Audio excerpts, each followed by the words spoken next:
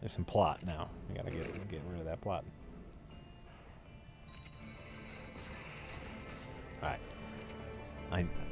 It's close enough to stand-up time. I also need to use the bathroom, so I'm about to use the bathroom. I will be back momentarily. I suppose I don't need to pause the game. Not baiting you, Rich, but did you consider the Reaper plot in Mass Effect a cliffhanger at the end of 1? There are different levels of cliffhanger. That was more like a 1950s movie where at the end they said the end ? Question mark? It wasn't a very strong cliffhanger. Pretty much all of the plot points they raised during the game were resolved. And they just kind of say at the end, well, maybe the Reapers are still on the way, and we're going to be on the lookout for them. So it wasn't really leaving you hanging.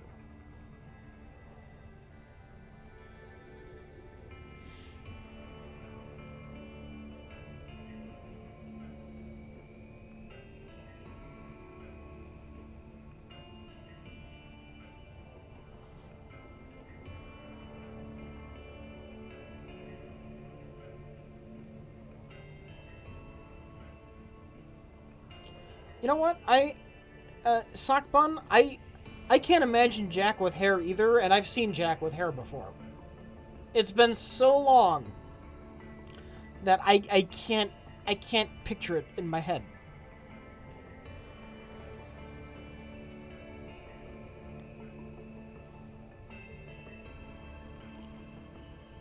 Chex Quest, legit Doom clone? LOL?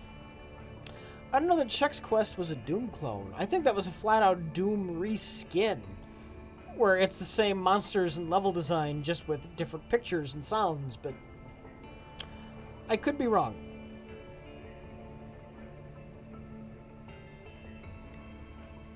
Yes, the Star Wars Episode 1 review does feature Jack with hair.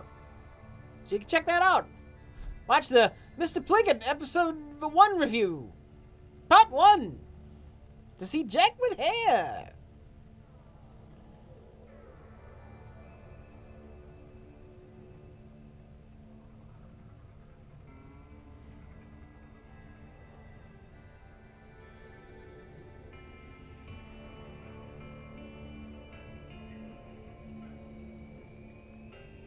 Chex Quest had different levels? Okay, I didn't know that. I thought they basically just took Doom Episode 1 and reskinned the whole fucking thing, but I'm wrong, apparently. What is my favorite M. Night Shyamalan film? Shyamalan film. The Sixth Sense. Like, it's the only answer you can give to that question. Have the new Wolfenstein games? Have not gotten around to them yet. I have been busy. Unbreakable? Unbreakable is no Sixth Sense. Look, if I want Unbreakable, I'm gonna watch the Unbreakable Kimmy Schmidt.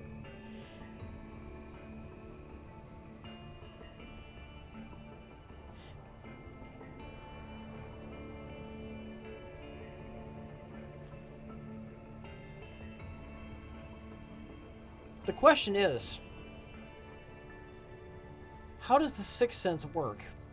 If the Sixth Sense were a later M. Night movie, when you already knew that he was the twist ending guy, how would the Sixth Sense hold up? Huh. Jack, this is important. All right. But not for long. I have to hold on.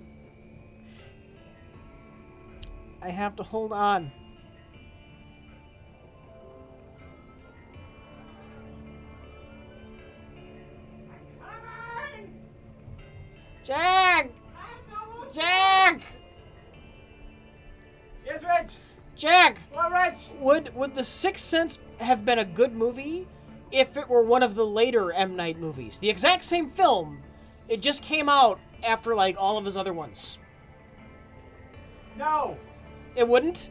Hey, hold on. That's a good question. Jack thinks that's a good question. In the meantime, I'm going to read Lord Belmont's tip here. Lord Belmont says, they really ruined Half-Life 2 with those episodes. 1, I don't like episodic games. 2, it's left on a cliffhanger. The ending of Half-Life 2 would have been fine with Freeman put back in stasis by the G-Man. There you go. Cliffhangers, don't do them, because then they don't get resolved, and then fuck you. I had to get another... That was me. It's fine. Everything's fine. Okay, so... Sixth Sense is some fine filmmaking. Yes. It's a fine movie. It's in fact a really good movie. Yes, yes. The problem is it's good filmmaking, and then it has this spark that makes it that elevates it, right? Mm-hmm. Which is the twist ending. Yes. And it has a twist ending, and I hope I'm not spoiling it for anyone. An M. Night Shyamalan film with a twist ending? And so here's the problem. If it would have been a later Shyamalan movie, everyone still would have known that he's the guy with the twist ending. Mm-hmm. And so instead of paying attention to the good filmmaking, they would just be trying to figure out what the twist is, instead of just enjoying the movie, which is what his problem is in general. Here's the question. How predictable is that twist? If you're looking for it, what is the likelihood of you actually find it? You know there's going to be a twist. You don't know exactly what it is. Do you discover it? That's a good question. I didn't figure it out. Did you figure it out? I wasn't looking for a twist. Right. If you're not looking for it, or if you are looking for a twist, it's gotta be. Oh, maybe the kid. I know. Yeah. Maybe the kid's dead. Oh, what's going on? Yeah, I don't know. Okay. I guess it would probably still be a good movie. It just wouldn't be like The Sixth Sense. It wouldn't be the movie.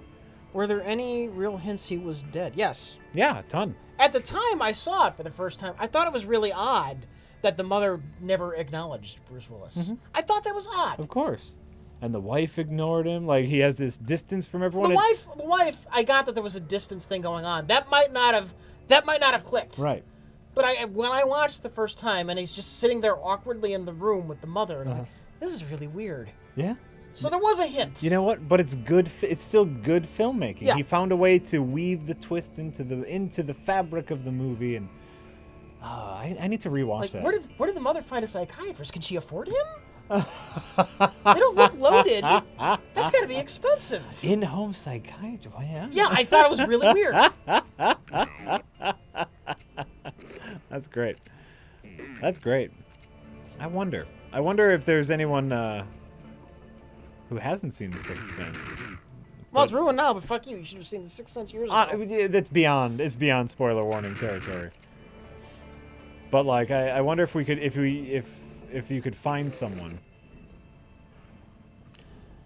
Just this guy, says, yeah, Unbreakable, they're alive, damn it. It's a miracle! Unbreakable, they're alive, damn it. Them females are strong as hell. Fuck yeah. How did you know that? I didn't even read the tip yet, and you're already saying the thing. Unbreakable Kimmy Schmidt, fucking amazing show. Hilarious. It's a show that found a way to take a snobby socialite bitch and make her an interesting, likable character. Which is an accomplishment. That, what's her name? Kirkman? I don't remember. I don't know names. Whoever that actress is, I enjoy her. She's great in that role. But I mean, everyone in Unbreakable Kimmy Schmidt is great. What a great show. Netflix, killing it all over the place. Just killing it. This has 3D. Ew. Of course, all 3DS games have 3D. But like the 3D in this is really weird. All right. Oh. I didn't even think of that. Look at this. Yeah. Well, paper cutouts a bit. All right. I just keep the 3D off. Jane Krakowski. Thank you. Thank you, Dick Neutral. And probably possibly other people above that, but that's what I saw.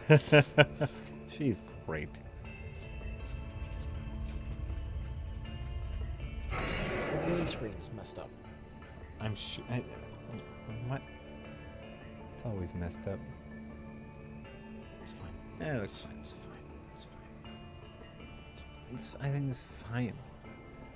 It's a little choppy. We've moved to using the LED. You guys can't see, but over here there's an LED light.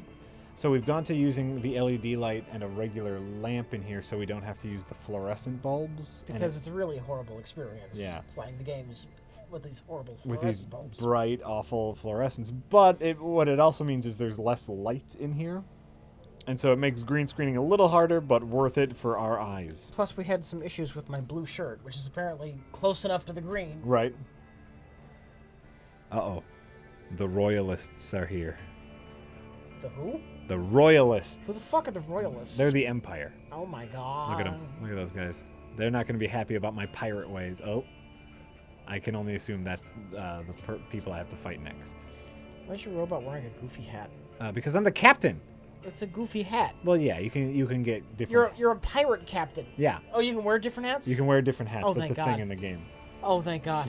You can wear different hats, and you can choose if an enemy has a hat that you like. Mm-hmm. Instead of shooting them, you can aim for their hat and knock it off their head, and it doesn't do any damage to them. But you get the hat. But you get the hat, and as far as I can tell, having different hats does nothing to your stats. It's just one of those things where if you want that hat. That's kind of cool. That's kind of fun. That's a fun touch. Yes. Yes, it is a fun touch. Either of you own any pets? Nope. You asked a question you know the answer to. They know you have a pet. I know. That's what. Well, they might be new. Rich does not own any pets, as he is allergic to everything that moves, including me. In fact, the reason that I shave my head is so I can spend more time with Rich, because he's allergic to all hair, even human hair. That's why mine's falling out. I have a cat. I have a giant cat named Biscuit. It is a giant, long-haired Siberian cat. And his name is Biscuit. And anytime we don't stream, I post a picture of Biscuit to, because then they get some bad news. We're not streaming, but here's some good news. Here's a picture of my cute cat. I just know I need to see you steal a hat now. That's all I know. Oh, okay, sure.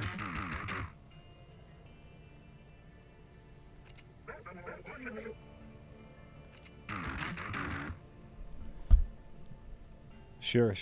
I'm reading the story here. Mm-hmm.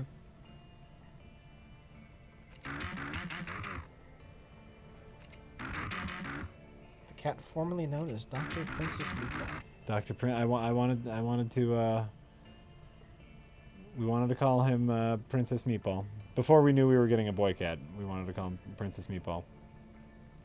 My kids thought that Meatball wasn't a cute enough name, which is just a damn lie, because Meatball. Oh, I thought that was your kid's idea to name him. You. No, that was my idea. Oh my God. So your kids had the more sensible name suggestion. This is what you're telling me. No, I want to say Lisa and I really liked Meatball. But I mean, my cat is fucking giant. It's nothing like a meatball. It's a fairly graceful, fluffy cat. Meatball's a cute name. You call that like something clumsy and large, You get it like a pug. brown. Yeah, yeah. hairballs constant. That's meatball. So they settled on Biscuit. He has a full name, as he was a former show cat. His full name was I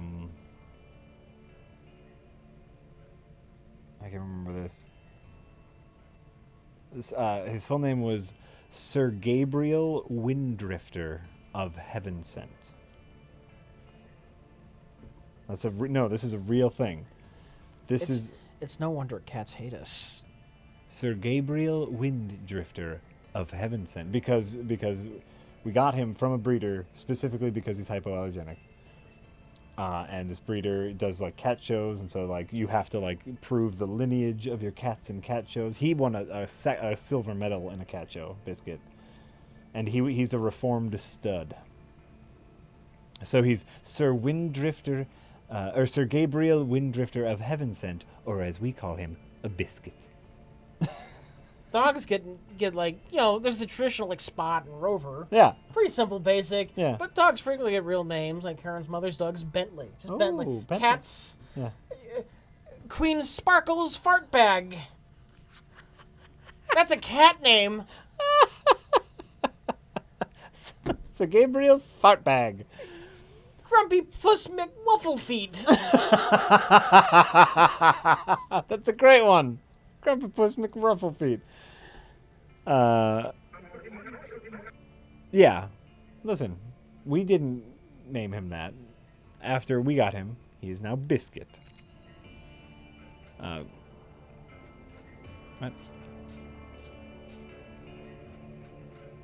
Now we got scrappers to deal with. Shit. Or royalists. I don't know what to do with that information. Now that royalists are here, as I have not been paying attention because we started talking about other shit. Okay. I'm getting back on my ship. Oh, I can talk to these guys?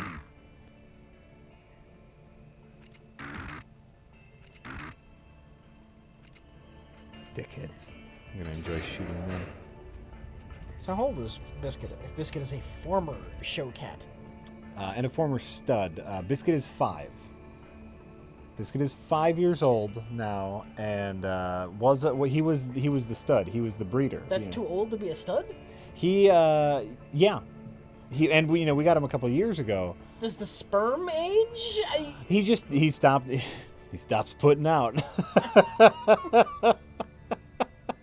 After a while, like, it just doesn't take anymore, and yeah, it just it just doesn't work. And so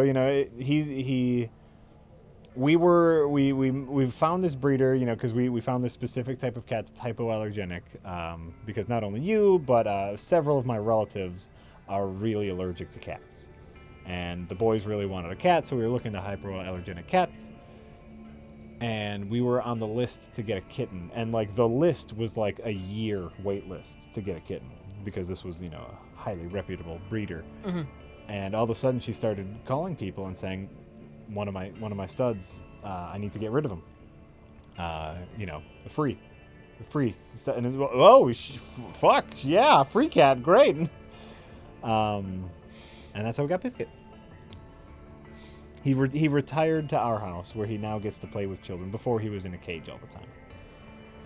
He has a little cat area.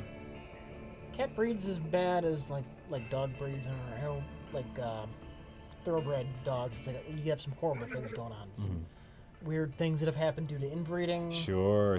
I'm sure there are horror stories in the cat world as well, but if you don't know about this, buy a mutt. Buy a mutt. Yeah. Show dogs can have all kinds of weird medical problems. Absolutely. Their spines are twisting weird ways. Yep. One breed, it's fairly common to have the brain outgrow the skull. Oh my god, that's horrifying. Their later years of their life are just being basically spastic because their brain doesn't have enough room. Right. Oh, that's horrible. I'm sure the same stuff happens with cat breeds, but this is our first purebred cat. Yeah. I've had cats before, and they've always just been farm cats. I'm sure you pick because of the hypoallergenic. Yeah. Exactly. But that's horrible.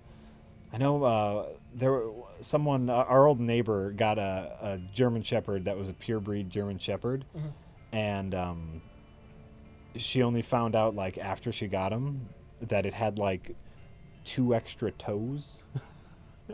Coming out of its wrists or something. It was really fucked up, and then there's she took it to the vet, and the vet's oh, there was some major inbreeding happening somewhere in this lineage. Wow. Yeah. Wow. Yeah. So I was looking into hypoallergenic dogs with Karen. Oh, sure. Because I figure it's either a dog or children.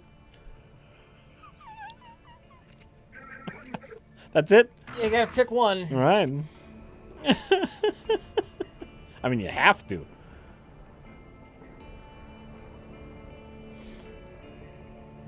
I mean, dogs are great. I just think they're just significant. They're just so much more work. You're looking at those baby shoes in the store. Hey, look at these the pet supplies. Hey, Puppies are adorable. Puppies over there. Here, let's get a puppy right in your hand. Puppy in your hand. Oh, isn't that puppy cute? Isn't that puppy cute? We won't have time for a kid, with all the puppies. 7 puppies. However many puppies it fucking takes. All the puppies. All the puppies. I'm going to skip the cutscene. They're disposable. There goes half the audience. Half the audience, Rich. Fucking hell. No, Karen's mother has a dog. He's friendly as hell. Sweetest, most friendly. Wants to be everybody's friend. I've never seen him growl. Oh, that's Loves great. the fuck out of me. Uh-huh. I had red eyes all week.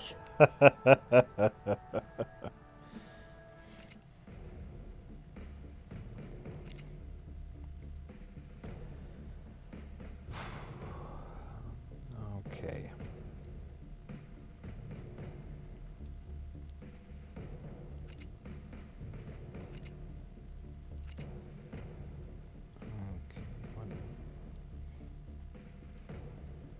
Puppies are when dogs are least tedious.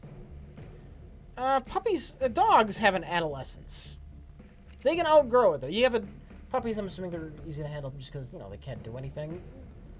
Well, no, because when, I've had dogs growing up. I've had dogs. Puppies are great and they're cute and adorable, but you have to consistently train them, and you as the puppy owner have to be so on top of your puppy, or else you're gonna have a shit dog the rest of your life. Yeah. But you get like a 1 or 2 year old dog. That's like their adolescent phase, right? I mean, they're getting older. They're full of energy. They're looking to test their boundaries. And you get dogs little, like 5, lot mellower. Like, oh, absolutely. The dog I was just talking about, Karen's mother's dog. Yeah. Oh God, he was so friendly but obnoxious when he was like all over me. paws and nose in my face, slobber, and you couldn't stop him barking. And I went up there this time. He's a little bit older now, and he was like, he's excited to see me, but he wasn't obnoxious about it. Nice. He wasn't knocking me over. He calmed down. That's good. 2 years has passed. Well, all right, fine. If 2 years has passed adolescence, however old it is, it's past adolescence. Puppies are fine. Young dogs are a pain in the ass, but older dogs seem to be okay. Yeah, I mean, maybe that's the moral of your story, which is you need to look into like rescue dogs. Yeah. How allergy prone are greyhounds? I've heard great things about. You can get like retired greyhound running dogs that just that are incredibly well trained and just love not running. They're just so happy to be in a home, and they go for walks, and they're super happy just to not have to work. I think greyhounds are supposed to be decent. Yeah. Simpsons have a greyhound. That's true. You could get Santa's Little Helper. You almost never see it. The forgotten dog. Yeah, you could get Santa's Little Helper, Rich. Ooh, I could get a top hat, an armored top hat. I'm gonna wear that. Knit hat, scrapper captain hat. When did they quit making bad video game knockoffs of good movies? Probably when people stopped buying them. Yeah, probably. I'm gonna presume. I'm gonna make some presumptions. Oh no. That in like your 90s era or maybe early 2000s when these things were more prominent, a lot of gamers were younger because gaming is still fairly new media. Yeah. And parents would just buy the thing they know. He likes the new Batman movie. I'm gonna buy him the Batman game. Yeah. And now, I think there are more older gamers who are too smart to buy the movie game tie-in. and it's access to information is something even modern parents understand. And so they're like, oh, well, I know my boy loves this movie. Let me check out the Amazon reviews of this game. Oh, it gets shit review. Well, yeah, it's just so much easier to make an informed decision. But that's just my pure speculation. on what's going on. I like it, and I agree with it. Yeah. Hey, Mad Max was good. Well, then it wouldn't be a shitty movie tie-in game, would it? This is what we're saying.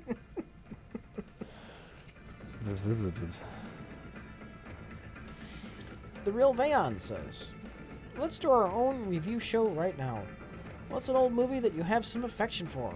As for me, just saw North by Northwest and was surprised at how much fun it was. North by Northwest.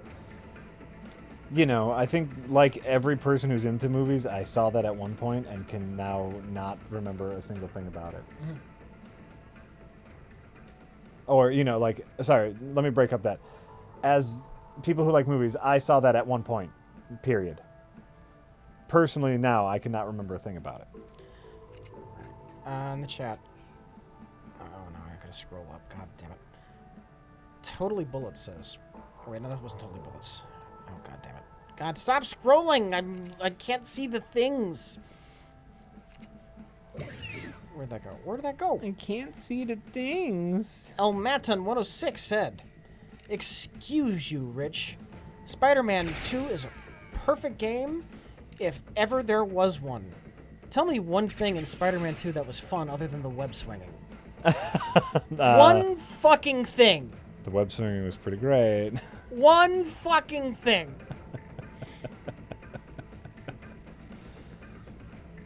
Well, they had the web swinging, right? You got that covered already? They had the web swinging. Yeah. Oh, web swinging, web swinging. Web swinging. Web swinging, web swinging. A really neat idea. Isn't that the only, you got that game, and the only thing you ever did was use web swung around, because it was the only fun thing to do in the fucking game. Uh-huh.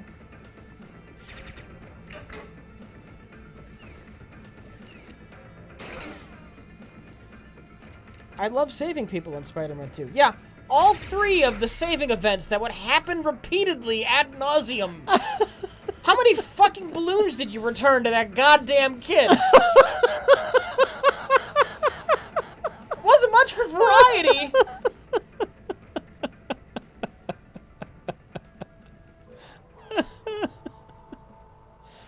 You fucking hold on to this balloon now. I'm not getting it. I'm not getting it again. A friendly neighborhood Spider-Man my ass. Rich hates it then. No, it's great web swinging. Didn't the like designer of the web swinging try to make he tried to kickstart his own game that was like just web swinging? But it was the guy had like electric gloves or something. Yeah. Not that I'm familiar with, but I wouldn't doubt it. Someone look that up really. Well, no, I'll look it up later. Now I'm curious if the game ever came out and if it was good. Because I remember that was his big pitch. Was everyone loved the web swinging from Spider-Man 2. I'm the guy that designed that. Yeah. Here's a game that's nothing but that. Zoinks! None of the Spider-Man games ever had enough villains. Yeah, well, and the boss fights were never that good. Like, we need a hero game. We need a Spider-Man game where random shit just does happen around the city. The random events need to be the supervillain that's wandering around that you spot. Or just a mugger. Yeah. Yeah. Well, no, they had just the muggers. No, you need to see like the rhino running down the street. That would be some exciting Well, shit. we need a mix, is what they have never gotten the mix right. It's always like one or two decent villains and then some C-listers. No. You get Electro and Mysterio and I don't know, Ringer and Boomerang. Those are your villains for this game. It's all we could afford. One of the richest rogues gallery in all of comics.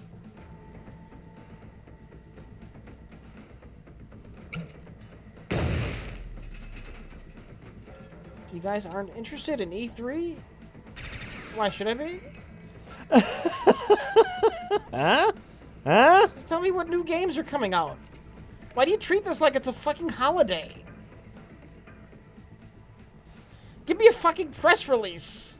Yep. After E3 is done, I will go to one of 100 different gaming websites that will have it in clear, easy to read bullet points.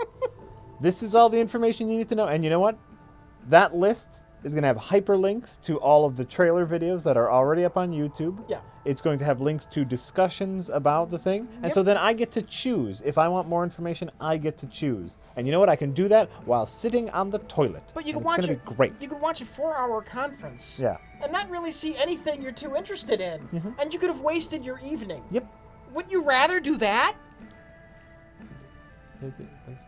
No, I would not. But thank you. I mean, thank you for asking. I appreciate you taking the time to ask.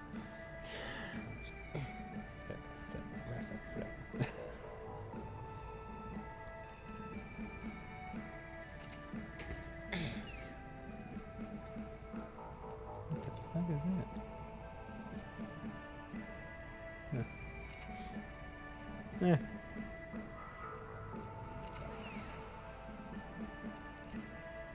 E3, we leaked everything you're going to hear about already. Yep. Fucking yep.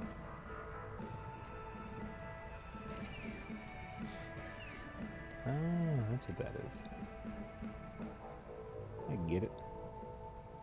I get it. I'm on the trolley. I'm on the trolley. Yeah, there's no real surprises anymore. It's gonna be fine. So, you know, sometimes, like, you know what I'll probably do? Microsoft is tomorrow. I want to say the big three. You got your Microsoft, you got your Sony, you got your Nintendo. Microsoft is on tomorrow. I think it's on around lunchtime. So what's probably going to happen is I'll either be editing or doing something, and I'll put it on in the background. Yeah. And I might listen to it. If I don't feel like it, I won't. It's just an incredible waste of time. I'd rather talk about Spider-Man games. What villains? Remember in the first Spider-Man movie game, where after you beat it, you got to play through the whole game as the Green Goblin? I remember that. I loved that. And it was somewhat broken, and it was not challenging at all, and I thought it was some of the most fun ever. What would make for the best Spider-Man game? What would you need? So you need good web swinging.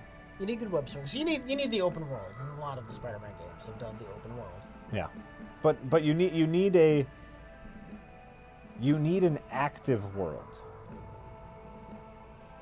So, you know, like you were mentioning in Spider-Man 2, you kind of got the same little events. Same things over and over. You got the mugger, you got the balloon, right? So we need so many more events. We also need events that happen that we don't notice and that go away forever. You know, like it needs, because like Spider-Man's whole thing is he patrols, right? Yeah. Like he's just out web swinging and he sees someone and stops it, and that's the game. And then we need, along with that, then you need the bigger picture. So, you know, like in a Spider-Man comic, he's just swinging around and he stops a mugger, right? Yeah. But then you have your big villain. Do you need a big villain, or for just a bunch of random little stories with a large number of different villains? I think you need something to hook I'm thinking the story onto. less of a Spider-Man story and more of a Spider-Man simulator. You would need to have good boss fights. Yeah. And a huge roster. You need like Hobgoblin, Green Goblin, Rhino, Dr. Octopus, Electro, Mysterio, Vulture, Scorpion. Ooh, Vulture, yeah. Yeah, you just find all of those great villains, Venom, and you throw them all in one game. They don't have to be part of. You don't have to find a way to integrate them into one story. It's just swinging around and there's a big alarm going off, and you swing over there. Oh, it's Dr. Octopus robbing the bank. You swing around, and all of a sudden you see black smoke in the distance. Yeah. Oh, the Rhino's on a rampage over there. Here's the great thing. You could choose whether or not you went to that black smoke. That would be the greatest thing. Yeah. Or it's like, oh, well, there's mugger right here, but there's black smoke over. Can I do both? And you know what? What if you get to the black smoke and the Rhino is already like 3 blocks away, and that makes the fight a little bit harder. Costumes that you don't have to pay for. And you know what? Not just the red and blue costume, but like you need the different styles that's been drawn in over the years. You need like the Steve Ditko looking version. They had that in the movie games, in the Spider-Man movie games. They did. I remember that. The Romita Senior looking Spider-Man costume, the Todd McFarlane. the Mark Bagley, all of the famous artists who've done Spider-Man, you need to have like their version of his costume, like the way they drew the eyes and the webbing. Yeah. In addition to like the black suit and all of the weird costumes he's worn over the years. And then here's the DLC. Yeah. Here's how we pitch this to the studios, right? Okay. The DLC, the downloadable content, is the same city, because like that's the hard part. The hard programming part is the city. The same city as the DLC is the heroes that you can also play in that city as. Okay. The other Marvel heroes. What if you want to play as Daredevil? Like an expanding Marvel game. An expanding, because there's a big chunk of Marvel heroes in New York City, right? Uh-huh. What if you tie it in with the shows? What if you want to play as Luke Cage? And you can't swing, you can't do any of that stuff. You're just a big guy who hits stuff. He has to hail cabs to get around. Yes, I love it. I fucking love it. And it's a whole new gaming experience, but you pay a little extra for it. So the Lego Marvel game. The Lego Marvel game was great. I don't think they had roaming supervillains that would show up. There were ones you could find, you would do that fight, it would be gone forever. Oh, I hate the Lego games. I think they're the worst. Try the Lego Marvel one. It's kind of cute. No, they're all cute, but they're the worst games. I hate them all. It's fun to fly around as Iron Man in New York, in Lego New York. I have not played the Marvel one. Yeah. Lego Batman can suck my balls.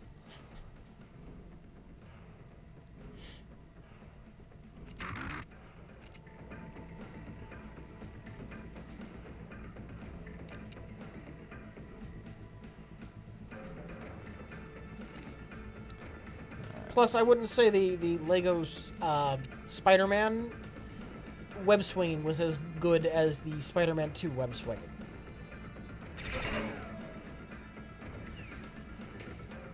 Oh, well, there you go.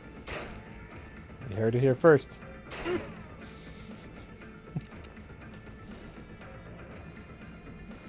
But I want to fight lots of different fucking supervillains.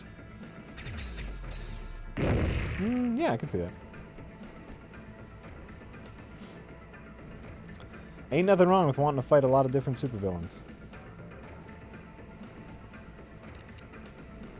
No, but Lego Spidey in that game had to be played by little baby children. Yeah, I know. I'm not saying it was terrible. I'm just... Well, that's why I don't like the games. It's because they have to be played by children.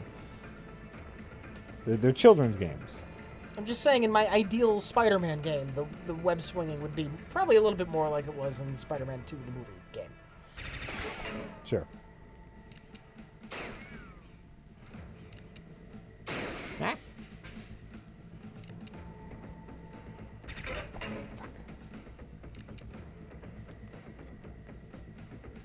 What if supervillains start teaming up as the game progresses? Yes! Oh, now you're on it. The Sinister Six! Now you're... That could be the through thread. The Sinister Six? Okay. That could be the through... See, because I think you do. I think you need a big hook. Okay. And so, you... A hook you could ignore, like a Grand Theft Auto game. Sure. I still want supervillains that aren't part of a story. Yeah. You fight them once, they're gone. No, I don't want that. Right. But, okay. But so that's the big hook, is you have to defeat them all individually, and they do random stuff. They'll rob banks. Yeah. And then they all plot together. Ooh, now we're talking. Now we're talking about a great Spider-Man game.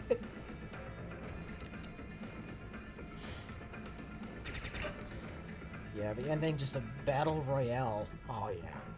Yeah, that'd be great.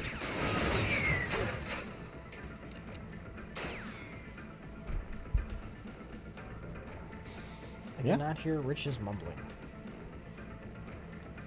Sorry.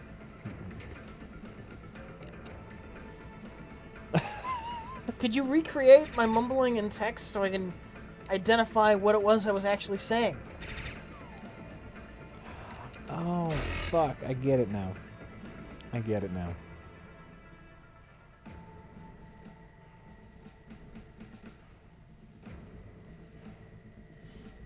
A good combat system is needed. Obviously, yes. They need to integrate the spider sense better in a Spidey game. Dodging needs to be a better mechanic, other than just jumping away. Oh, yeah. Yeah. Yeah. I mean, so do we go Batman for combat? Or do you go bullet time? Batman combat doesn't work as good on like 1 versus 1. It's great against groups. Right. Spider-Man needs to have good 1v1 combat. Do you go bullet time? Possibly. Maybe something like the Fallout system, where you can slow down, like choose lock on targets and then let it go. You know, like some sort of like pause time to evaluate what's happening and then do some sort of cool action thing. That's how you'd simulate spider sense. I don't know. You know what? I don't know.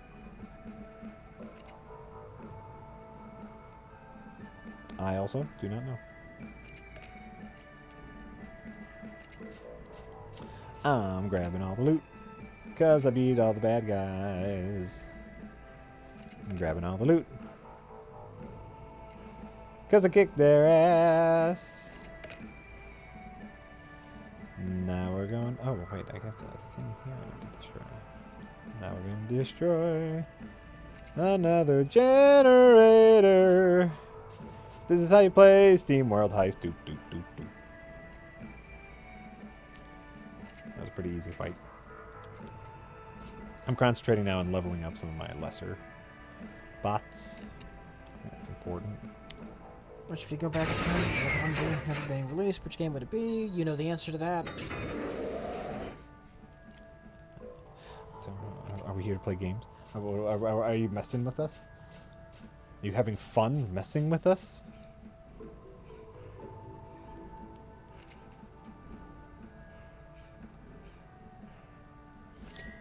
Are there any games you know are absolute garbage that you enjoy anyway? That you know are absolute garbage.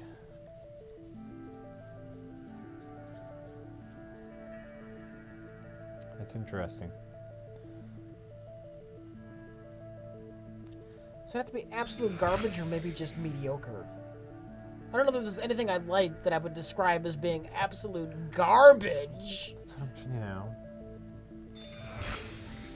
Like, I think I can admit that, like, the combat in No More Heroes, which I love No More Heroes, it's ultimately a fairly mediocre brawler. It's elevated by the atmosphere, the storytelling elements, the characters. It's elevated.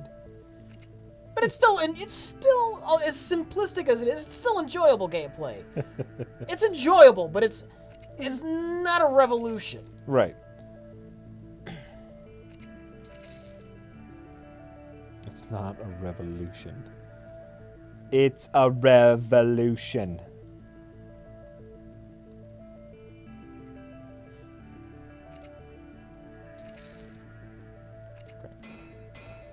Great.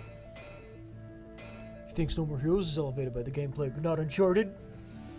Well, one of these games has gameplay. Just putting that out there. One of these also has interesting storytelling elements.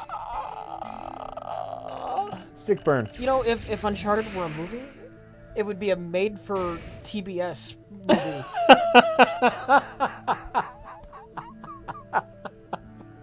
You think TBS? Starring like Robert Ginty. It'd be like, what's the knockoff History Channel? It'd be TBS. TBS. Totally TBS. It'd be on like the Smithsonian Channel. Yeah. Absolutely. And who would it star? It would star what's a washed up TV actor?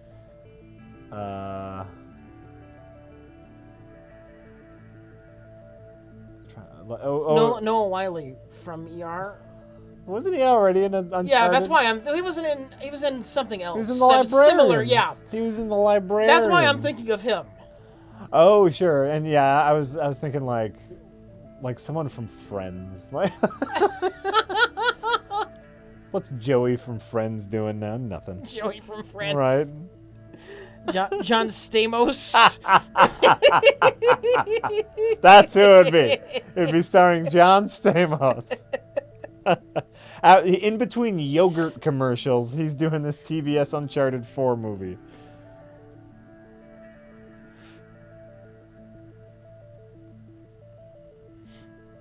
They wouldn't have the budget, so all the effects would be that shitty CGI, shitty TV CGI, like bottom of the barrel. Not even the good TV CGI. Oh, terrible.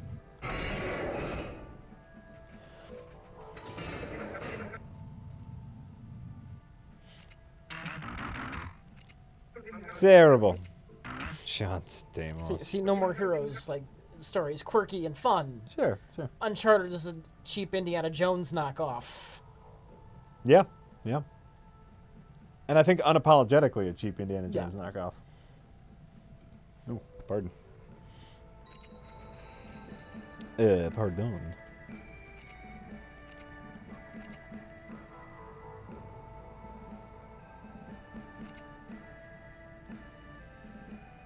Centuries.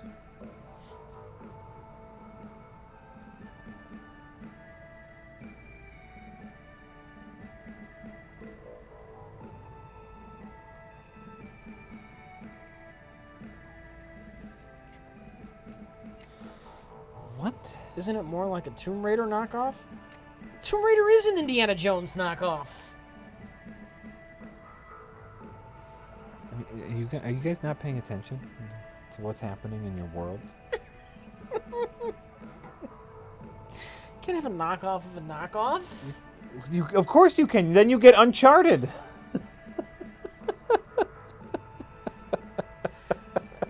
And Indiana Jones was just a knockoff of the old cereal. So you got a knockoff of a knockoff of a knockoff. Indiana Jones is more of a reinvention of the old cereals, right? Oh, yeah. You know what? That was a little bit of a joke, but sure, yeah, you're right. Indiana Jones was its own thing, but you know, not really. It was old schlock with a big budget. Yeah.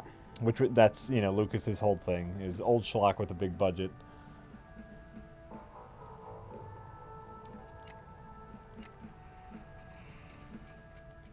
Dark Manor says, like an 8th generation VHS copy. Yes.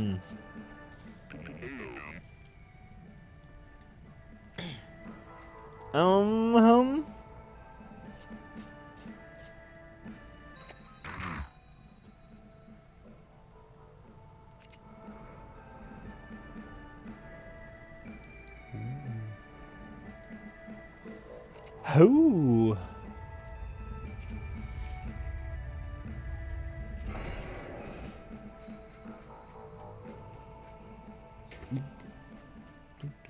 What else is new? You know what? What else is new? What else is new? I mean, I could get my list out. Sure. Dig out the list. Are we ready for the list already? I haven't opened the list in a while. I haven't needed to open the list in a while. Oh, I know what we can bitch about. That's right.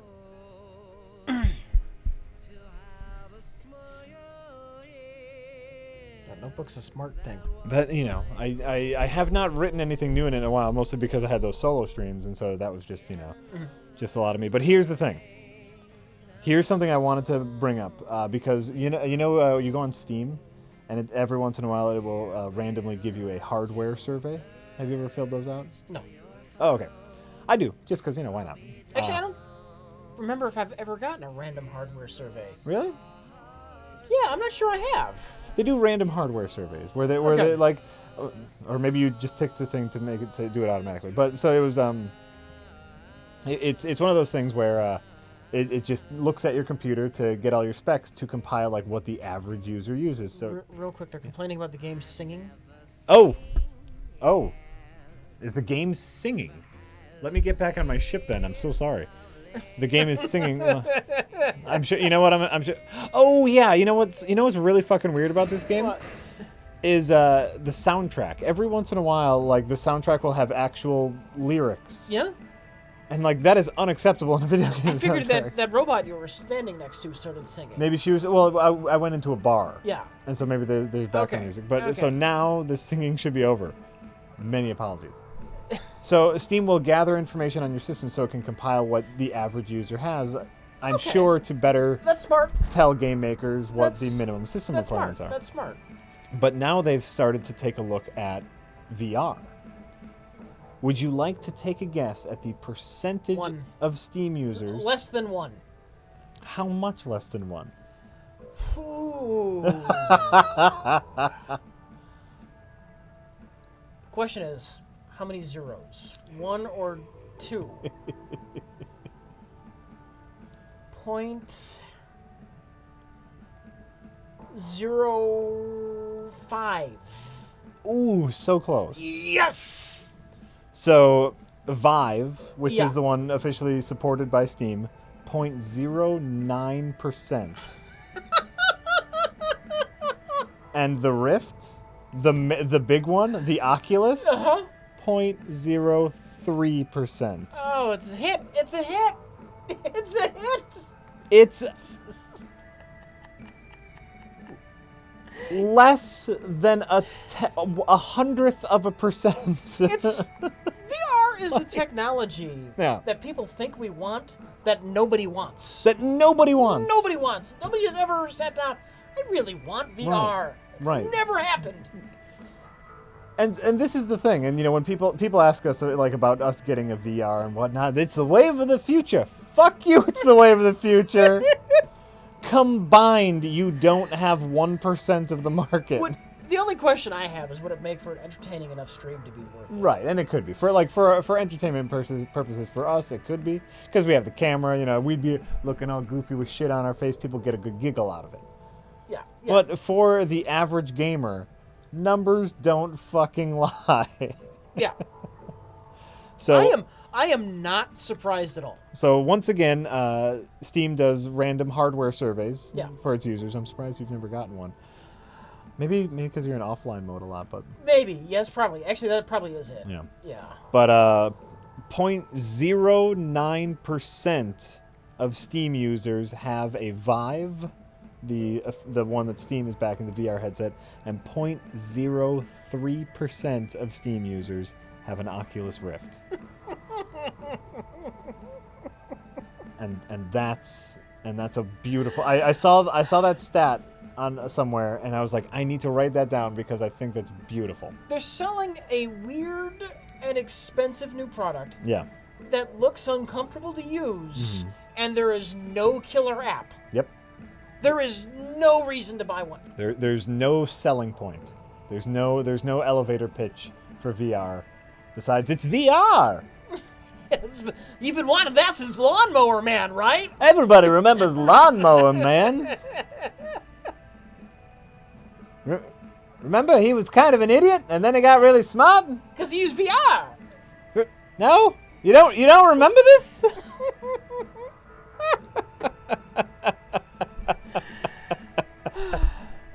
So yeah, it was again for us for entertainment purposes. Yeah. Of course, yeah. No, I'm looking into prices and I'm looking into hardware specs. Yeah. Because I saw highlights from a stream where a large group of people were playing like a whole bunch of Vive games. Yeah. No one looked like they were having too much fun. And it was awkward, and things were being tripped over, and space was a constant issue. Because so it could be funny. Yeah, that's exactly the reason I would consider it. But for actual gamers, they don't have it yet. Okay, Sari Chen says, "Hi, I'm just buzzed and weirdly excited at this point. Bear with me. Here's a new promo pic I thought was pretty. And something for Zelda. Oh yeah, it's a nice promo pic. Ooh. Can you detect boobs? Oh, that's right. Have we solved this mystery yet? Here's what I'm guessing. Yeah. Here's what I'm assuming is it'll be swappable. That'd be fine. That'd be fine. That'd be a nice solution. Wouldn't that be nice? Yeah. That would just be nice. It was a promotional image from the new Zelda. Yeah, looked great. It looked very pretty. No, it looked very pretty. But it's a promotional image, so it doesn't mean anything. It doesn't mean anything. I know that's Nintendo's big thing is they said that this E3 is all Zelda focused. That's all they got. That's why it's going to be Zelda focused. That's all they got. Oh, Rich. It's true. Is it? I get what I'm saying. Is it tough being so right all the time? Is that a burden for you? Is that a tough burden to bear? It's satisfying. Every time you're right, there's some. Yeah, I knew it. Yeah. We were doing a best of the worst last night, and there was a couple calls that Rich made in movies, but he forgot. I forgot to verbalize one. He forgot to call them out, and he's like, "Well, I didn't want to be wrong." And it's like, Rich, we can always edit out the wrong stuff. Just call out everything. But he was right so many times. Oh, I bet this is gonna happen. Okay, Ricey Cake says, Jack. I'm Jack. Can you explain to me how the world will likely end using the voice of Papyrus? How the world will likely end. Well, you could not think of a likely end, and then you won't have to explain anything in the Papyrus voice, and you're off the hook. Right. You got a loophole, is all I'm saying. You got a loophole to get out of this. The problem is I'm trying to remember the Papyrus voice, you know. Insane clown, southern clown, insane. Oh, I'm Papyrus. Oh, that's what. Oh, hi. Ooh, doggy. Yes. Well, let me tell you something. I picture the world ending when the giant tortoise comes back to roost. Know what I'm saying? He's going to take a look at this big green planet and say, ooh, I'm thirsty. Drink up all them waters. Then what are we going to drink? We won't have no waters to drink. Lordy, we going to be dry as fuck. You nailed it, Jack. Oh, great. You nailed it. Great. I'm happy. Skulltella House says, but Jack, Oh, yeah. imagine Firewatch in VR. Ooh, you could look around at all the pretty trees, but you could already look around at all the pretty trees just by moving the little controller. But you can touch them. Well, not Oh, really, no, you can't. because there's no tactile There's no sensation. tactile sensation. Wow, that seems like a big drawback to VR. No tactile sensation. Meaningful VR is not going to happen until you can actually hook into a human nervous system. Oh, God. And that's going to, I'm sure, take off like hotcakes. I'm just saying. That's what it would take to get this to work. To feel the things that are there. Maybe. Anonymous says, Vive and Rift is not active, but Samsung Gear is alive and thriving. The phone is the future of VR, not the PC. I have seen that. You know, you can put your phone in a thing, and your phone acts as the the headset. I've been looking into the stuff like that, and you know, it's a lot cheaper because most people already have that. Yeah. Like, you know, you don't need to worry about the hardware portion of it, or like a Google Cardboard. Have you seen that? Where Cardboard? Literally they mail you a cardboard box with folding instructions, and you fold it, and you can put your phone in there. And it actually, you know, because that's all it is a thing to hold it on your face. Yeah, and so it's like, they have gimmicky stuff like that. That could, in theory, make it work. It's particularly good, though, at sensing your head moving? I have no fucking idea. Okay. I just don't know.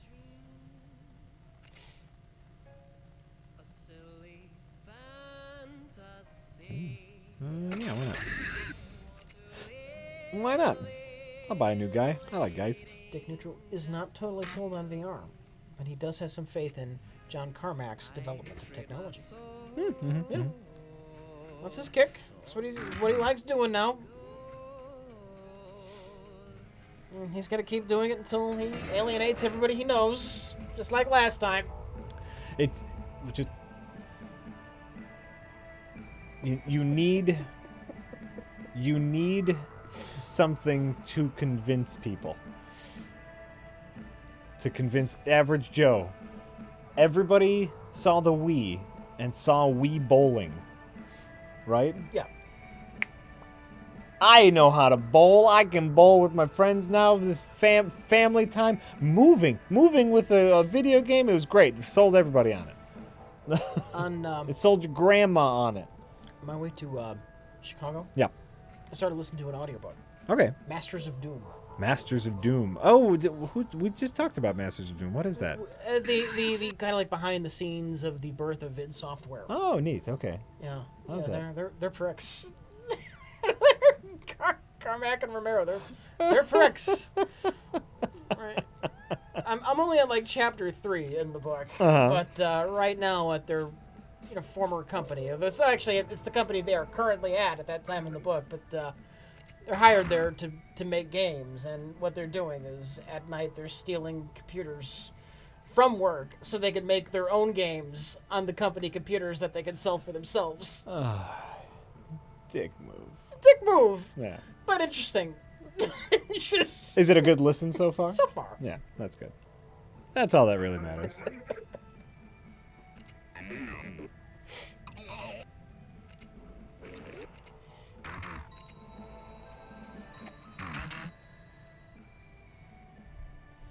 Ooh, okay.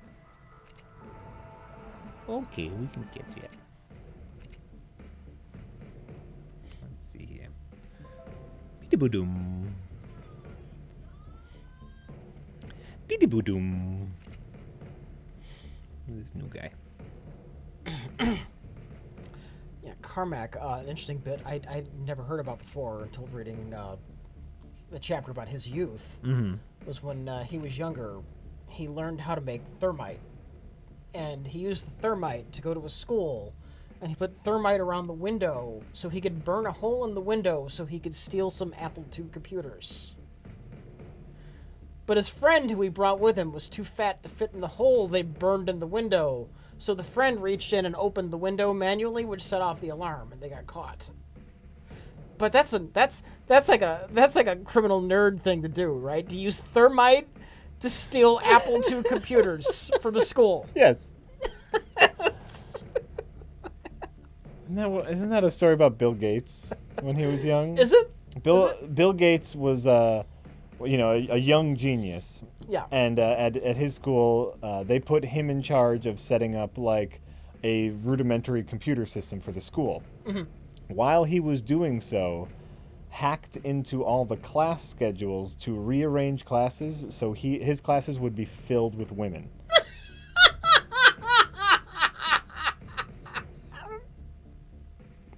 It's like an early Bill Gates story. Just all the pretty ladies would be in his classes. What are these stories from? The stories I told are from the book Masters of Doom, which is about the birth and rise and fall of id Software. not really the fall, but at least the falling out. Sure. Between Carmack and Romero. Sure. Yeah, no, and that's just a story that goes around about Bill Gates. I cannot confirm the truthfulness of that. But I mean, it's Bill Gates, so we can assume, right? Yeah. Michael Cody CA says, "Hey, Jack and Rich. Hi. Thanks for the endless hours of entertainment. Are you too excited for the Quake 3 remake that was announced? It's great to see some diversity in the shooter genre again. I'm not personally excited for it because I'm not a multiplayer-only guy. And if it's a straight remake of Quake 3, that was basically multiplayer-only. There might have been some bots, but not quite the same thing as a single-player campaign. But, I'm glad they're making it. I'm sure plenty of people who will like it.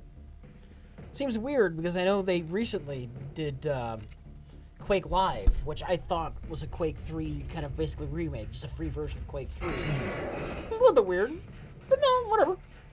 Nothing against it. Quake Live? I think it's already come and gone. Oh, yeah. It was a free version of Quake you could play. Quake. I think it was a version of Quake 3 specifically. Oh, okay. Yeah. Advertisements supposedly paid for it. Oh. Anonymous says, if you and Jack could travel back in time to any point in Earth's history for 48 hours, but you had to agree on the time and place, what would you guys choose? Any time in Earth's history. This is too easy. Oh, yeah? The week before the $1 billion lottery jackpot.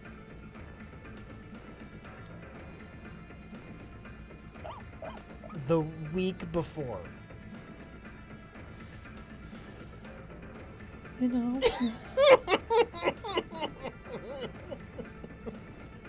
You know I'm right.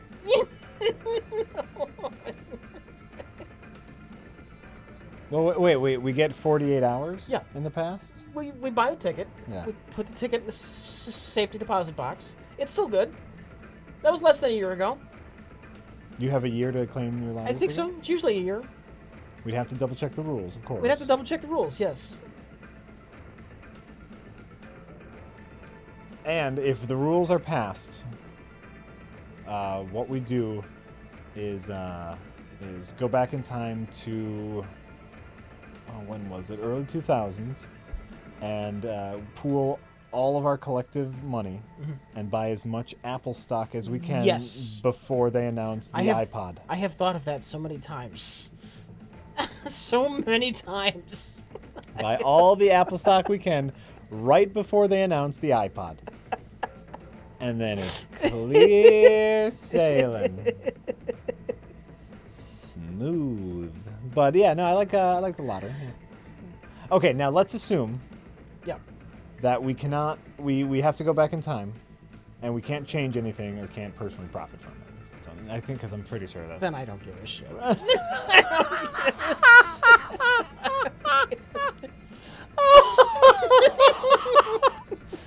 Who the fuck cares?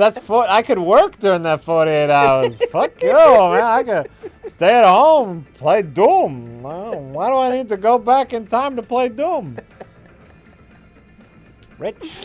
Yeah. Come on. What do you want, Jack? What do you want? Any place to go back in time, any place just to see, just to see something, right? Because I think that's what the question is. Like, you just go back and experience something. We want to do this the boring way.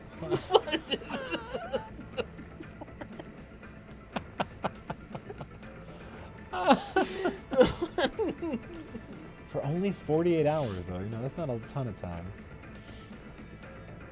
And is it any place in time? Like we can go to any just any time.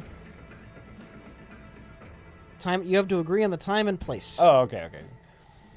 Wouldn't you want to see something like anthropological?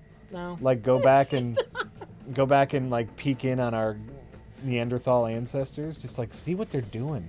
Do they use a pillow? Is it a rock pillow? They're filthy apes. Yeah, but like the period, like the period where they're starting to walk upright. Wouldn't you want to see that? Wouldn't you want to see that just so we could come back and be like, we fucking saw this? What is the name? What's the name of that pass where all those Russian hikers had that very mysterious deaths? We could solve the mystery by seeing what happened. Ooh, I like it. If your safety is guaranteed, you can go back in time and solve any famous mystery. And then you come back. Go, hey, I can write a book. I can write a book. I would also like to know. Rich Evans, how can I profit through time? That's your book, Rich. See something glorious, experience the history of manhood. How can I make money off of this? That's what Rich Evans. That's what Rich Evans is all about. No, or like a. If our safety's guaranteed, is there like a notorious like serial killer that is still on the loose? Dyatlov Pass. Dyatlov Pass? Yeah. I don't know what that is. I've never heard of this thing. Experienced hikers, and they found like some of them like far away from their camp, like they stripped half their clothes off, and some really weird things happened, and nobody knows exactly what it was. Ooh. Yeah. All right. That's weird. Dyatlov Pass is so fucking creepy. Yes, it is. I was just talking with Karen about it. Karen had recently heard about it. I'd known about it before, but when we were working on like packing up some of her stuff, we're like listening to like an audiobook about it. about me and my fiance are listening to an audiobook about these creepy dead Russian hikers. Yep. What? You guys are weird. I mean, what do you do on your weekends? What do you do on your vacations?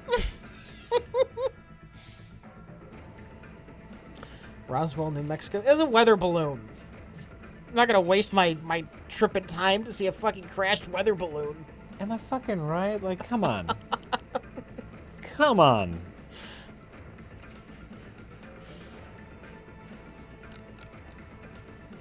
Get with the fucking program. Forest in Japan where the people commit suicide is fucking creepy. Yeah, that's not you need time travel to see.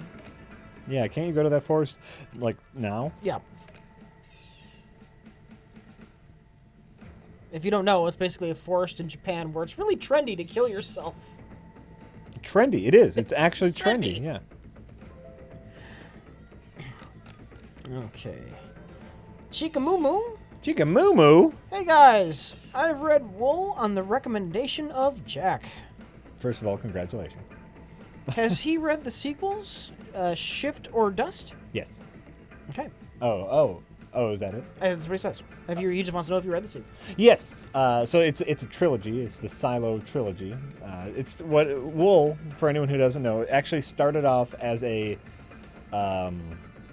hobbyist writer. He was not a professional writer. Mm-hmm. And what he would do is upload a chapter to his blog for free every once in a while.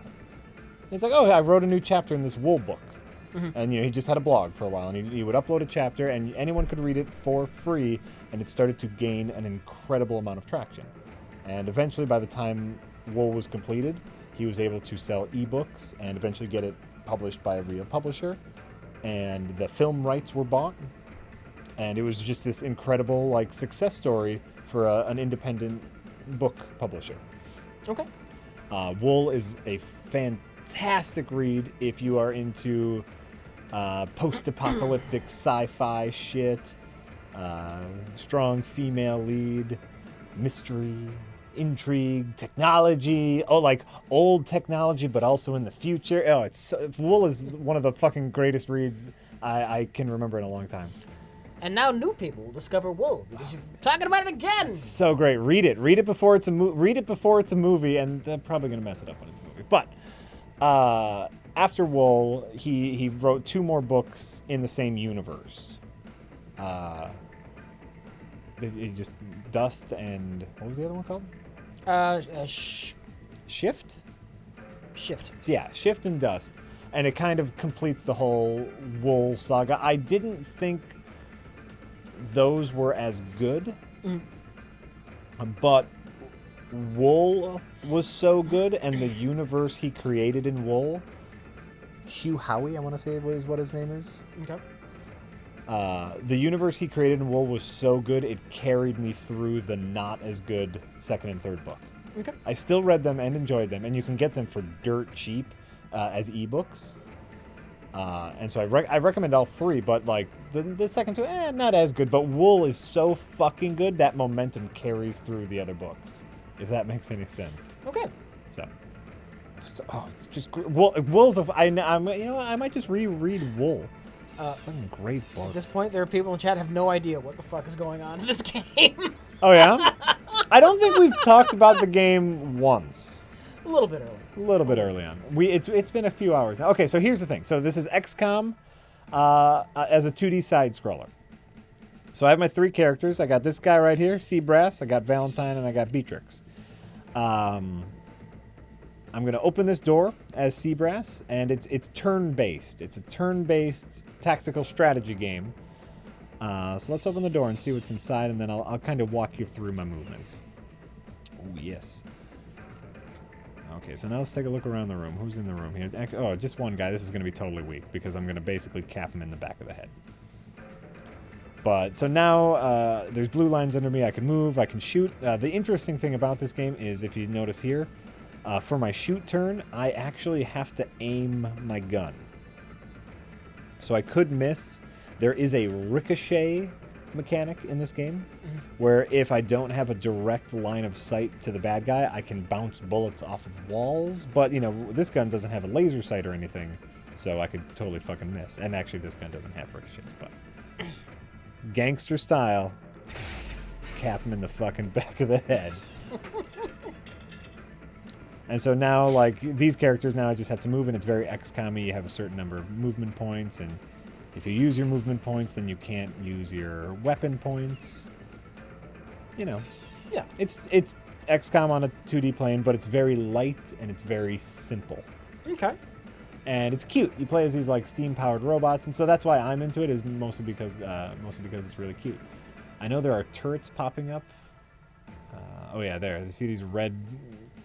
After this timer counts down, I'm gonna get turrets, so I have to deal with those. But I think all my characters are in here, so I should be able to deal with those. So I'm not too worried about these explosive barrels next to me. Great. And guard and guard. Yep, here come the turrets. Ooh. That's all right. Turrets pop out on turn 1 and don't fire until turn 2. So Okay, so you got time. So now I got time to deal with the turrets, which I'm going to. This guy has a laser scope, so you can actually see like the ricochet path, which is neat. But like I'm not moving his gun right now. There is like sway in his gun, so you have to take a little bit to actually aim, and it takes a little patience, and you can miss. If you have a clean shot at someone and fire, he might sway. So you're not touching that right now. It's going back and forth on its own. On its own, yep. There's a sway to it, but. Actually, you know what? I want to really make. Oh no, I have another guy here. It's fine. This guy. Whoop. Oh, did that hurt me? Oh shit! I was too close to the blast. Well, I shouldn't have done that. I had another guy, and I should have been smart. I was not smart there, Rich. Loner Archon said, "Rich, tell your younger self not to buy and play the Mass Effect series." You know what? It's valuable lessons about trust and not having it. Think about this time travel thing more. I thought about it a little bit. Okay. Since we talked about it last. Sorry. Now, this is a little bit problematic since I wouldn't know exactly where to go. Because partially it would be in midair. But if I could just know something that happened in the past, I would love to know what happened to D.B. Cooper. I would so love to know what happened to D.B. Cooper. Well, I don't know. Who's D.B. Cooper? You never heard of D.B. Cooper? No. D.B. Cooper, I believe, is the world's first airplane hijacker. What? Yes. In 1950s, maybe early 60s. Guy wearing a nice suit and a tie and sunglasses. Mm-hmm. He gets on a plane and is on the plane for a little bit. They're in midair. He hands the stewardess a note saying, "I have a bomb." And he has a list of instructions. And basically, he wants the airline to give him $200,000, which is a lot of money in like 1950s dollars. Okay. So they land the plane. Uh-huh. And he lets like the passengers go, but not the flight attendants or the pilots. And they bring the money onto the plane. Because they think, they got to take him seriously. He might have a bomb. Yeah. Not only does he ask for money, he asks for like 5 parachutes. So after they give him the money and the parachutes, him and the stewardess and the pilots, he has them go back up in the air. They fly somewhere. I forget where they were heading. Mm-hmm. And the reason he asked for 5 parachutes, so they couldn't give him a dummy parachute, because they thought he might be jumping with the flight crew. Right. So they couldn't give him a false parachute. So at some point on the way to wherever, he takes the money, puts on the parachute, jumps out of the plane, is never heard from again. And they don't know if he died in the fall or what. Like it was bad. I know it was bad weather to do a jump in. Yeah. But nobody really knows what happened to him. Why hasn't this been made into a movie? This sounds like a great premise for a movie. I think they did at some point, but like 70s. Oh, okay. This sounds like a great story. Yes, I would love to know how it ends. So your place in time in history. In midair to find out what happened to D.B. Cooper. Well, if you're on the plane, you're not going to find out what happens. You can't be on the ground because you're not sure where he's going to land exactly or where. Well, then what you would want to know is, I would just want to know what happened to him, I guess, ultimately. If I don't have to be specific, yeah, where he lands. Okay. So, even if that's gently on the ground, or if it's just like a corpse just going plump because the parachute never opened, I would want to know. Sure. There was no DB Cooper. The name of the case he gave was Dan Cooper. I know, but it ended up reported as DB Cooper for some reason. I forgot why. He's been referred to as DB Cooper. And whatever the case, it wasn't his real goddamn name. So...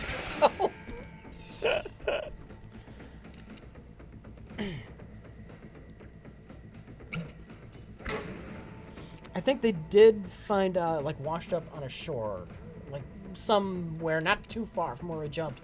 I think they found some of the bills they gave him. Oh. It could be that, like, he lost some of the bills in the jump. Yeah. Didn't necessarily die. They never found a body. They did, somewhere in the same area they found the bills, they found a skull, but it ended up being, like, a woman's skull. And they don't know who the fuck's skull it was, but it wasn't, it wasn't D.B. Cooper. This sounds just fascinating. Rich goes back in time and becomes D.B. Cooper. Oh! That's what happened to him. I got back safely with $200. That's a happy ending. I'm down with it. See, so, you know what? So here's what you do. If you can be non-specific, you go to the place in which D.B. Cooper lands. Yeah. If he lands safely, then you know... Oh, you made it, and you were a master criminal, and you lived life, and then you steal the money. And if he crash lands, then you know he died in the landing, and you take the money. Kind of a win-win situation, wouldn't you say? It's a great story. That is a great story. Yeah. I'm shocked I have not heard of this story before. Anonymous says, "Hey guys. Hi. Yesterday I ordered a pizza and ate the whole thing and have felt sick and god awful all day. I believe that. I've pooped about 10 pounds. I don't believe that. Have you ever eaten way too much and then regretted it? Whenever somebody orders pizza. All the time. All the time. All the time. All the time. Part of my diet is, I eat incredibly healthy 6 days out of the week. And then one day, I gorge myself. That's my treat. That's my cheat day. That's actually part of my diet. That's how I lost so much weight. Is I eat super healthy 6 days of the week, and then Saturday for me is my cheat day, and I stuff my face with all sorts of garbage. I get the worst food hangover Sunday morning. My body feels awful just because I spend all Saturday shoving garbage in my face. And I love it. And I love it. I'm going to go on a diet. I'm going to have to build in that cheat day. You know what? Even if you do something simple like a Weight Watchers, which is basically just a way to calorie count. Yeah. They take that into effect, so you can bank calories and have a cheat day every week. Okay. I know I know someone who still uses Weight Watchers has lost and kept off a ton of weight. There's very easy ways to do it. I'm Tardy says. I'm Tardy. Hey Jack. Hi. Welcome back, Rich. Hey, have either of you guys seen Ahockalypse yet? It has some hilarious action movie cliches I haven't seen in a blockbuster in decades. I have not. I haven't even heard of this Ahockalypse. Ahockalypse. I think it's schlock. Ahockalypse. That's a good name. Ahockalypse. Yeah, I read that wrong at first. I thought it was Ahockalypse. No, there's that one. It's Ahockalypse. Oh. I like the name. I don't know much about it, and I'll look it up.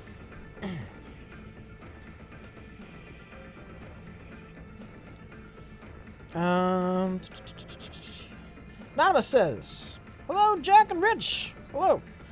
Hi. Just wanted to let you guys know how much of an inspiration you are for me. I'm an aspiring creator, and you guys provide me with necessary spiritual refueling. Thank you.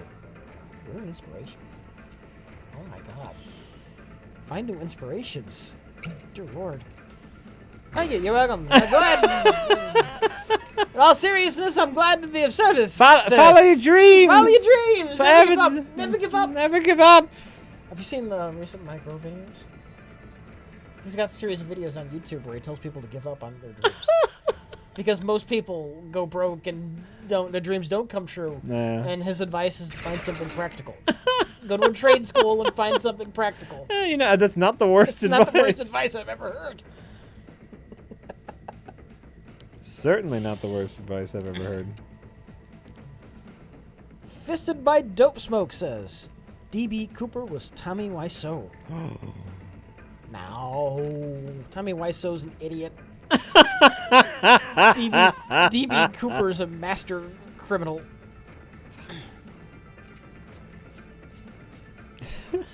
Tommy Wiseau's an idiot. Sari Chen says, what are all the games you've got downloaded there on your 3DS?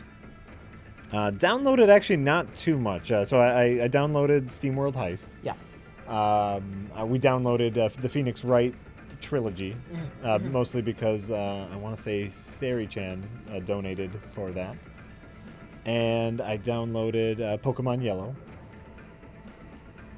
And there was like a free Picross, which is just a casual game. That actually, I think that's all. That's all the games I have downloaded. And then I do have a couple. Like I have a Zelda, the new Zelda. This one. This one. No, the Link Between Worlds. Link Between Worlds. In my head, I was pantomiming putting in the cartridge. Mm-hmm. So this one, this Zelda. And I got, I want to say I got free when I got something else, or for really cheap, like an Adventure Time game that I have not played yet, which I think is supposed to be like a rip-off of A Link to the Past, but with Adventure Time characters. And so, but I never got around to playing it. Well, so. that's fine if you're a huge Adventure Time player. Yeah, that's what I figured.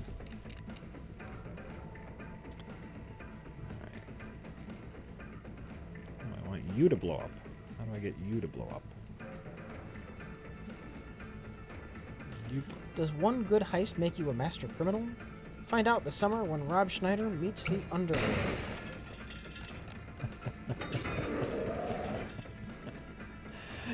Yes, I do. If one good heist. If it's a good heist, that's all you need. Yes.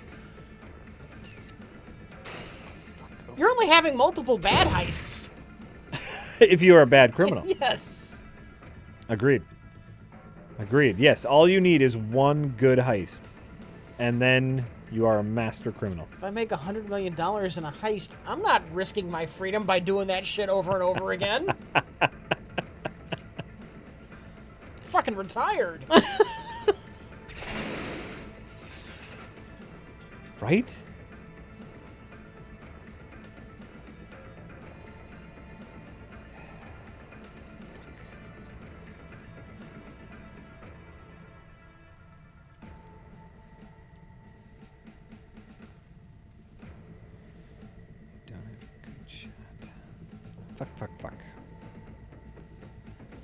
Fuck, Rich.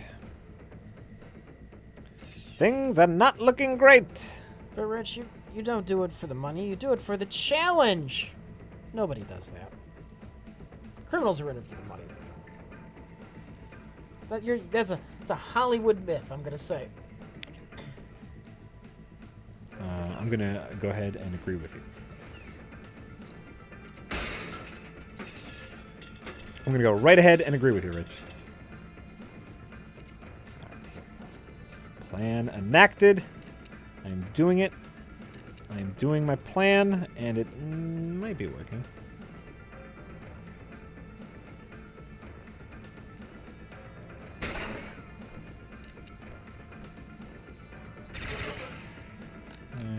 Working-ish. Working-ish. Ham Tardy says, I was asking about X-Men Ahockalypse. I honestly thought I had gotten a Schlocalypse from you guys. Mike and Jay might have said that, but I wasn't. Sure. I never went with them, and I wasn't on that half of the badge. A Schlocalypse. Oh, I get it. I get it. We haven't seen it. I haven't seen it. I'm not an X-Men fan, so. I do plan on seeing it soon. And I haven't seen the best the best of the worst. I haven't seen the half in the bag because I haven't seen the movie. Okay. So I'm sorry that I didn't get the reference. I usually, if I watch a half in the bag on a movie, I always wait until after I see the movie. I thought it was just something I had never heard of. Right? Ahockalypse. It's a fun name. Weird name, though. Get all the treasure. I've got my screen zoomed in, so the stream just looks like a low-res talk show. Oh, if you're just on us? It'd be like the worst talk show ever. And just one guy kept playing video games during the talk Jack, show. this is a product. This is a great talk show. I know what you're talking about. Show. Well, it's a great talk show because we also, over here, we also have, the visuals in the game happening. And so, if there's ever a lull, people can be like, what's happening in the game? And then immediately they look back to us. This is weird. We look weird. I don't know if I like this, but I kind of like this. I'll be honest with you. I like that the fact that the game is completely unobstructed. Mm-hmm. I do keep thinking about making us a little template. I know people don't want it, but like a little template so our tips and our faces and our subscribers on the side. Yeah. Who wants that? Nobody wants it. Yeah, okay, I was gonna say. No, or anyone. None of our viewers want that. I want that so that none of the game is obstructed ever. Yeah. Just as someone who makes videos, I hate it that we are over the game sometimes. Last time I asked the chat, overwhelmingly. Overwhelmingly, no! Nobody wants it. I know, and I hear you that nobody wants it. I'm saying I want it. That's what I'm saying. I hear you. Where's these guys? Will we just get rid of the green screen? What would be behind us? No, we keep the green screen. We could put whatever we want behind. I mean, or we could get rid of the green screen, and that actually would solve a lot of headaches. A lot of headaches. This shirt's the wrong shade of blue. Exactly. We would never have to worry about wearing anything green. We could, put shit behind us or posters or whatever we want behind us, right? And then, more importantly, like a lot of times in games, it's like, oh, you can't really see behind us in the HUD. Yeah. It's the health bar. Oh wait, can we move us to the other side of the screen now because the HUD? I get it. It would make sense. If it's ever a major problem, we just turn the camera. We don't have to have the camera. I know. I like the camera though. As we discussed, if I'm watching a stream, I'm more apt to continue watching a stream if there are face cams. Yeah. I found the same to be true when I started watching a few streams. Yeah. Yeah. Shoot him in the dick. In the robot dick. Gonna shoot you in the robot dick. I don't think that would probably hurt him because he's a robot. Because he's a robot. And he doesn't have nerves, and he doesn't have any use for a dick. Mm-hmm. This guy got a super awesome rocket launching upgrade. I'm very excited about, and I just murdered that other robot with. That's amazing. I enjoy it. I'm enjoying this game. I'm enjoying the... Why do Red Letter Media never really review animated films? Because we don't know nothing about no animation. Yeah, I mean I think that's a part of it. We know more about making, live action stuff than we do live action. And by more, I mean we know nothing about making an animated thing.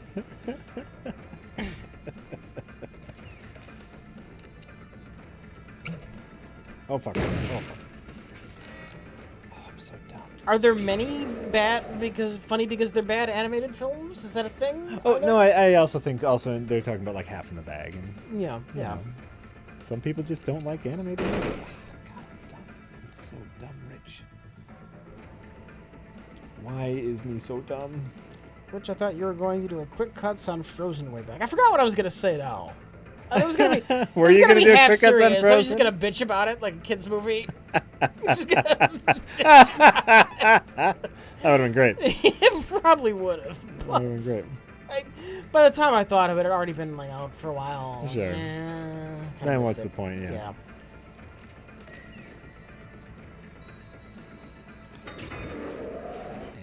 Fuck.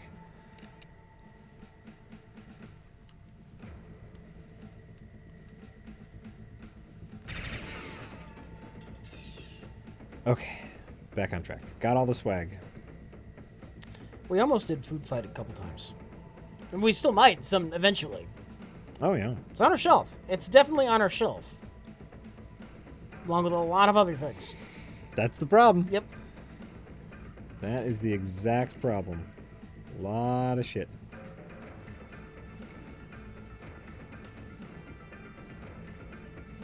A lot of shit in these shelves, you know?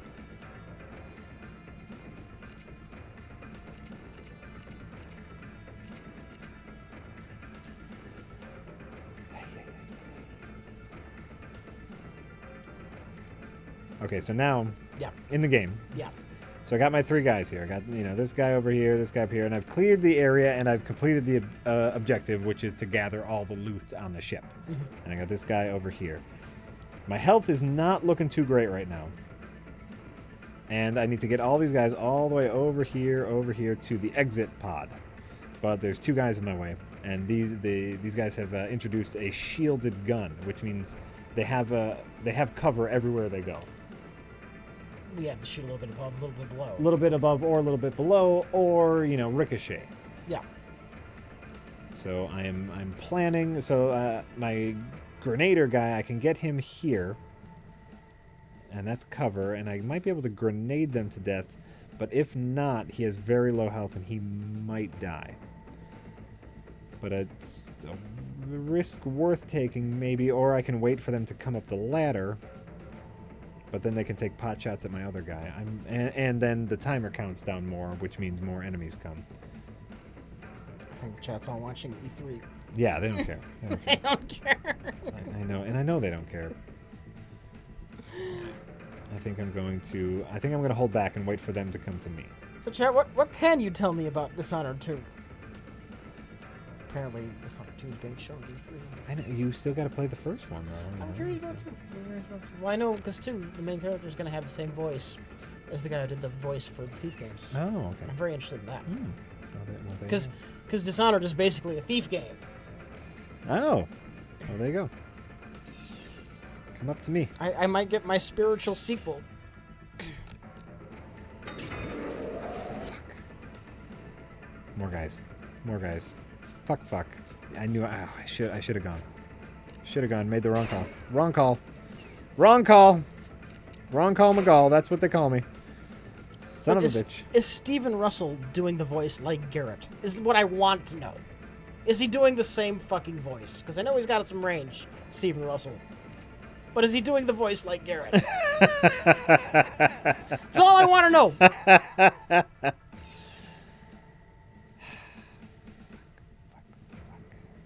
You can make it pretty far. I'm just running.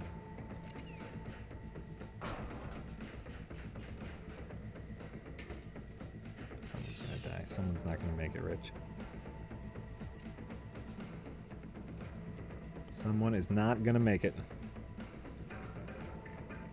Who's it gonna be? Who's not gonna make it? Probably the guy with the lowest health? Yep.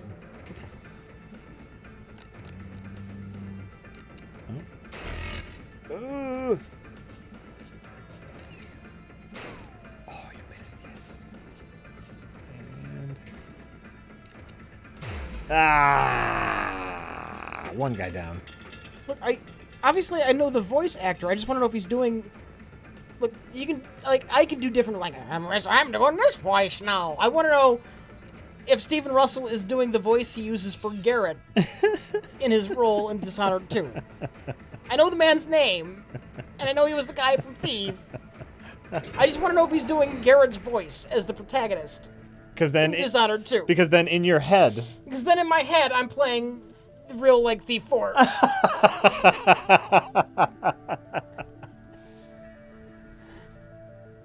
I could be wrong. I've heard that Stephen Russell's doing the voice for Dishonored 2, but I could be wrong.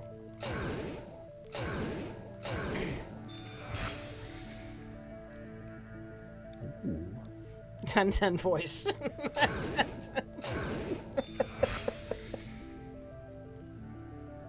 Ooh, I just got a shotgun. This is my first shotgun.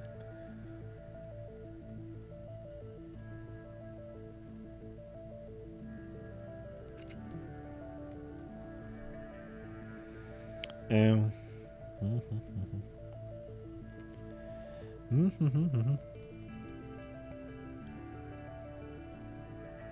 very excited about Dishonored 2 and the most tired-sounding voice ever.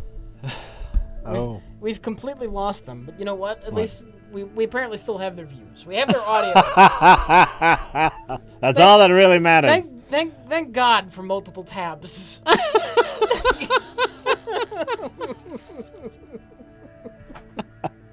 I'm yeah, apparently. I'm sorry that we don't care about this this whole E3. You know, it's not that we don't care about it. We know stuff will be revealed. Well, and the things you don't know are going to be revealed, you can't be excited about. Right, and it's, you know. They might announce something amazing. I don't know if they will or they won't. So wait, who's doing it right now? Is it Bethesda? Is that why Dishonored 2 is being talked about? Is Bethesda doing Dishonored 2? I assume. Because that's who's... Yeah, well, they did the first one. Oh, okay. Yeah. Oh, okay. So yeah, it's the Bethesda live stream now. Yeah. Yeah.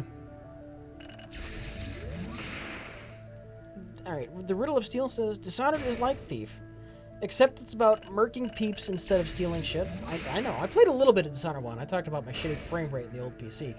Dishonored 1 didn't have voice protagonist, so we don't know what the voice will be yet. Well, here's the thing, which there's some background that might be missing for people. Sure. I have heard through the rumor mill that Stephen Russell, the guy who did the voice for the main character Garrett in Thief, was voicing the protagonist in Dishonored 2.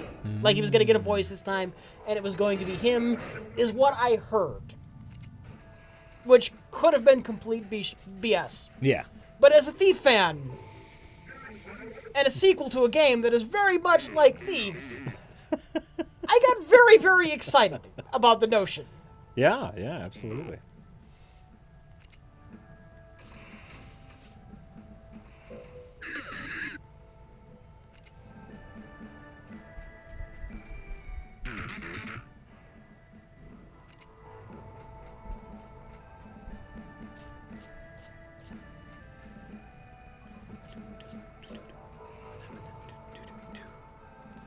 Manamana, do do do do do do do scoot that dee do manamana.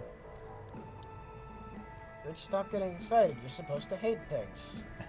Well, see, the problem is, I hate the wrong things and love the wrong things. That's really true. I've been meaning to talk to you about that. Yeah.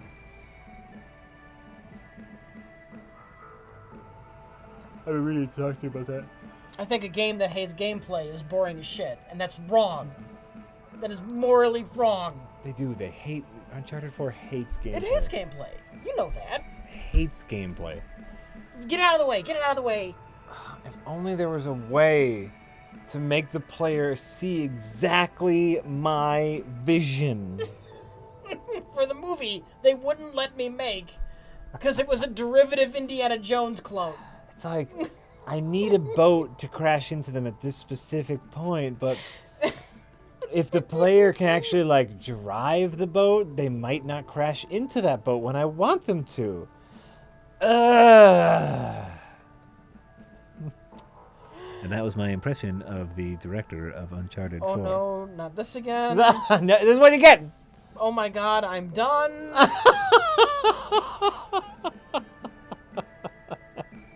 We didn't like Uncharted 4, and I apologize to anyone who I've insulted. The Riddle of Steel says, It's not BS, my main man. Garrett is Corvo Etano, and the news says it's the same voice. I'm very hyped about that. They've also got Sam Rockwell, Vincent D'Onofrio, and Rosario Dawson. I can't read things. We know Vincent D'Onofrio. The Kingpin. I can't read things. The Kingpin's gonna be in it. I'm self-taught. I'm a self-taught video editor. Or Edgar. Or Edgar. Or he could be playing Edgar.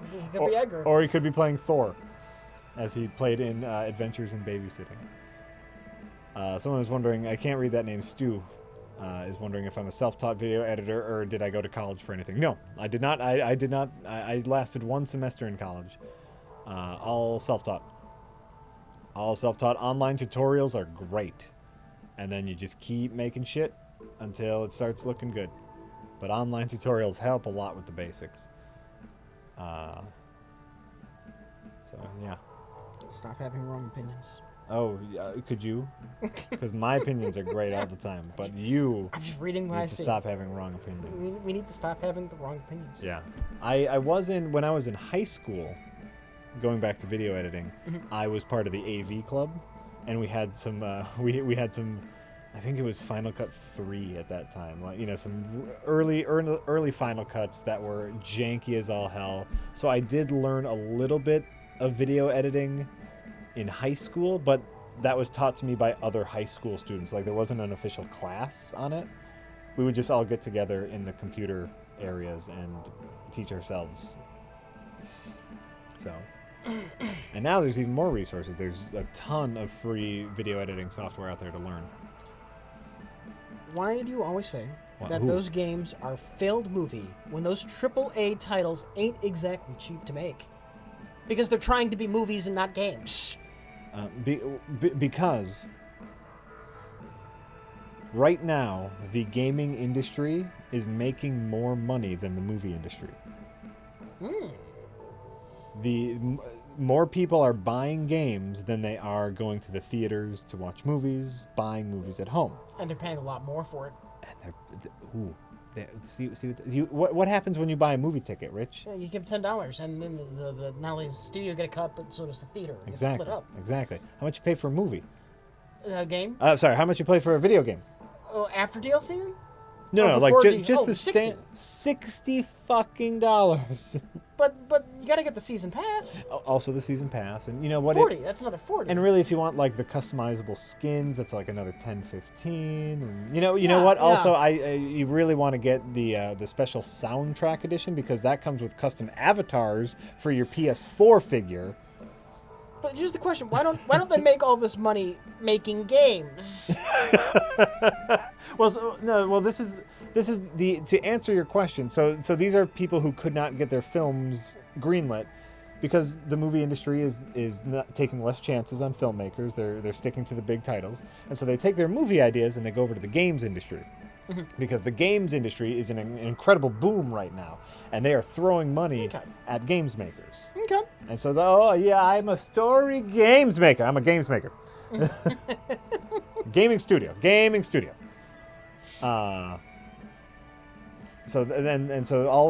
That's why people say failed filmmakers, is because the games industry is in boom while the movie industry is in decline, especially for original IPs.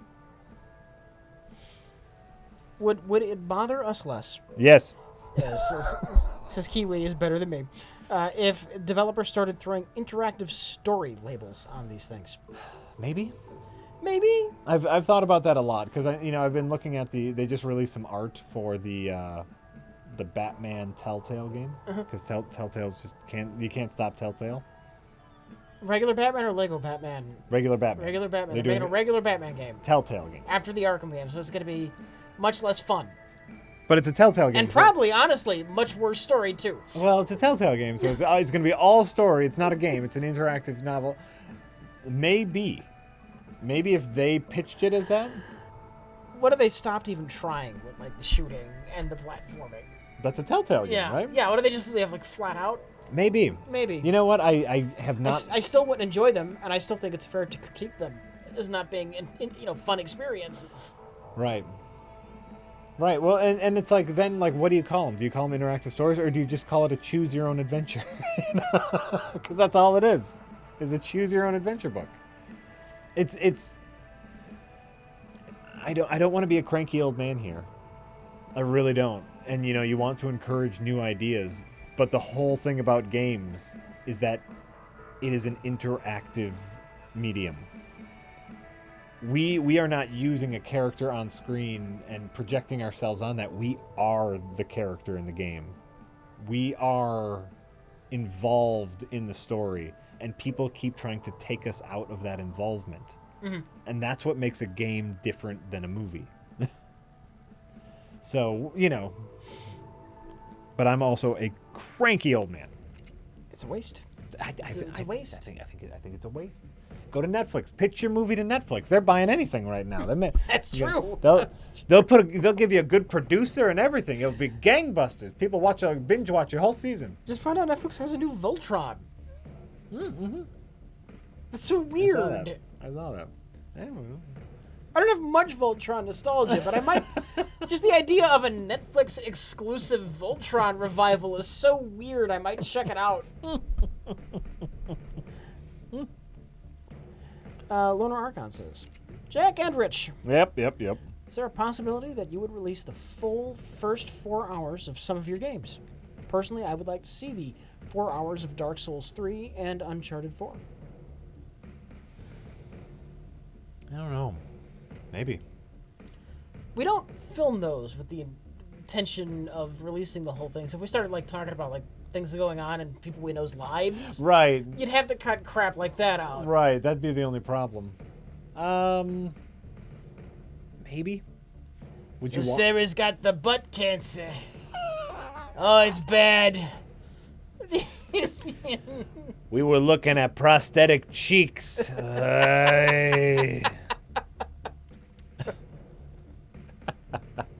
And you know what? Also, like, there's just long stretches of pure silence I was laying down for a while during those cutscenes. And you know, if it's a game with a cutscene, we stop and listen to the cutscene. Where it's like, and you'd have to deal with that too. So I don't know if that would be a good idea, but anything's possible. Mr. by Dope Smoke says, Jack, on the subject of you being awesome at making videos. Yeah, totally awesome at it.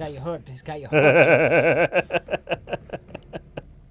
What? I watched your Russian football kicker video recently Yeah. and can only describe it as brilliant. You the man. LOL. Fuck my cock. There we go. That's one of the dumbest videos I've ever made. I love that. I mean, I think it's funny, but Actually, it's a run on. I need to read it. LOL. Fuck my cock. LOL, fuck my cock. LOL. Fuck Thank my you. cock. Thank you. I excel at montages. Yeah, that was just a dumb video. You know, I make videos with my brother, and he came up with this idea about kicking, and it wasn't very like. I was like, I didn't quite get it, and I was like, we need something else, and so then he was like, no, it'll be funny, and you can say like, I'll kick for you, and we'll just make up all these jokes about like the teams, and I was like, this is so dumb, but I enjoyed it. I enjoyed it. We tried to make another one that I was incredibly not into, a golfing one, and the video was terrible. Well, nothing about golf is interesting. Well, and you know, I was trying to do like trick golf shots because with the kicker video, I'm actually making like the kicks, and you know, we made a little PVC goal post, and, like I'm making kicks. They're not great kicks, but I'm doing something. They're, you know, like I'm making the goals. And so I tried to do actual trick shots with golf, even though they were very short trick shots, and it failed. And the golf video was not good. But the what kicker video. What you're saying is you suck at golf. Yeah, I suck at golf. And also, I think it was snowing. Like, I think we were trying to do golf in the snow, and then, like, you couldn't see the ball on... it was an idea I was not into in the first place, then we started filming. It was terrible. And did they stop making orange golf balls? As practical as they are, were they just deemed too ugly? That's a good question. I do not know.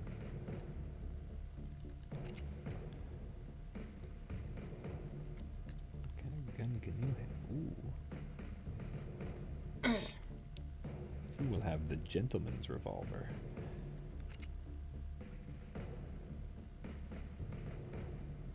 Armor. Yeah. Yeah. And do I have anything else fancy for you? Oh, my hat was knocked off. What? You can lose your own hat? Apparently, I have to find a new hat. Oh no, you can't just like pick it up. That sucks. Oh, here we go. That's a rare hat now I have. That's just ass, losing your hat. It's my hat! It's my hat! You can't take my hat. Jerk. Right. There we go. Now, I'm prepared for this mission. Yes.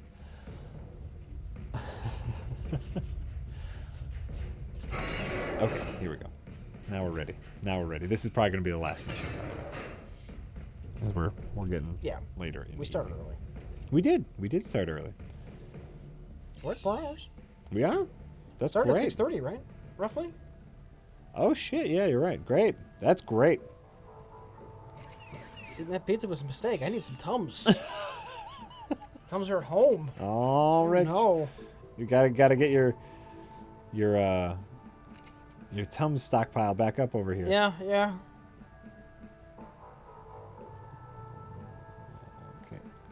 Okay, and wait. And kick down the door. Boom. It's apparently the only thing that happened at the Bethesda E3 Yeah. was Dishonored 2. Oh, well, there you go. Oh, I'm so sorry we missed that whole live conference. Oh, gosh darn it. That's why you wait. What did they fill the rest of the hour with? Like, what else fluff did they talk about? Quake Live reboot. The Quake 3, basically. Dishonored 2. Elder Scrolls card game. And a Prey game. Prey. Elder Scrolls card game. Yes. Well, there you go, people. This is what you wanted, right? This is what you wanted, you son of a bitch. You missed all of their corporate talk. Oh, darn. Damn! What am I gonna do without their corporate talk? Did they announce that they were fools? Not that I'm a fan of DLC, but did they announce that they were fools for only planning multiplayer Doom DLC? Absolute fools?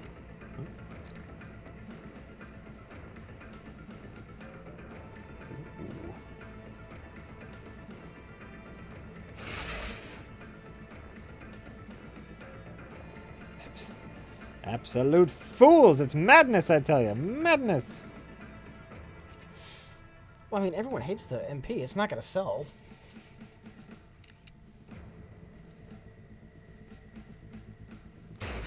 Which I haven't even touched, by the way. We did a review of the game. I haven't even turned on the Doom multiplayer. Because you don't need to. No. You don't need to. I played it a little bit. Nah. And you know what? Nah. We also messed around with the snap maps, the map maker a little bit. Oh, Snap Maps has the weapon wheel, which is good. That means more than 2 at a time. Oh, yeah. Well, good, man. I'm glad. Or whatever.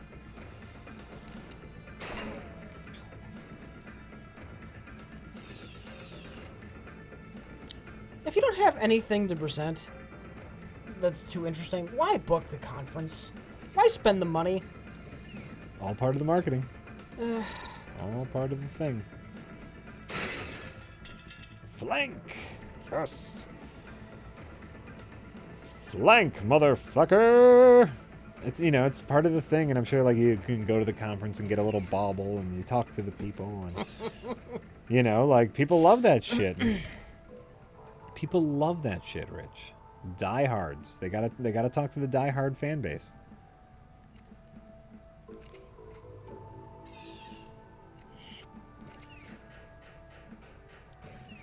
Gotta connect with the young market. You can't let the brand fall out of the industry's eye. They have enough IPs. I think they'll be okay.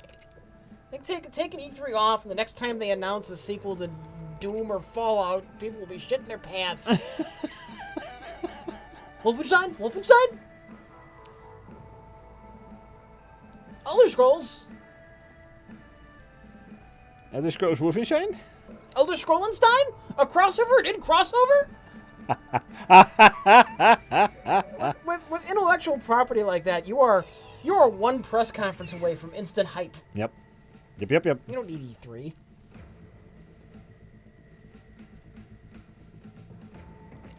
When will we see a Bethesda crossover? The Elder Doom. The Elder Doom, that'd be great. Right when they're close to running out of money. The dragon accidentally knocks open a portal to hell. I mean, is it bad that I kind of want to see this now? Like, this sounds great.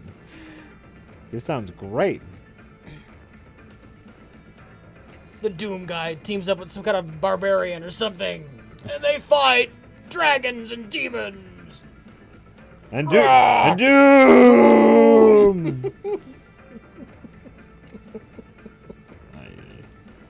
I mean, yeah, I'd check this out. I'd want to look.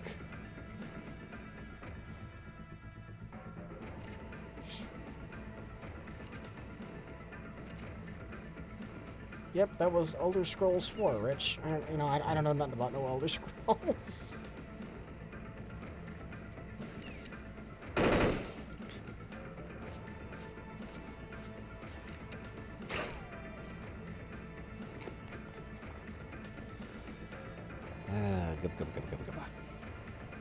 Gubba gubba, Rich. Gubba gubba.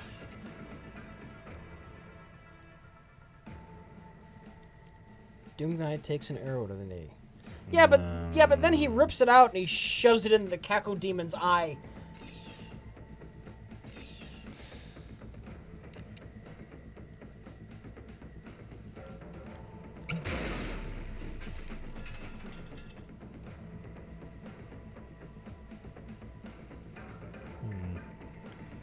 Yeah, that sounds great. Let's do it. Let's do that. What? I don't know. You just play your thing. That's 100% my plan. No, I've never been to a Rob Zombie concert. Rob Zombie's fine, but I've never been to a Rob Zombie concert. Burn to the bitches and weird to the wizards and swat to the and the mighty Dracula. I presume it would be too loud. Dracula. That's my Rob Zombie impression.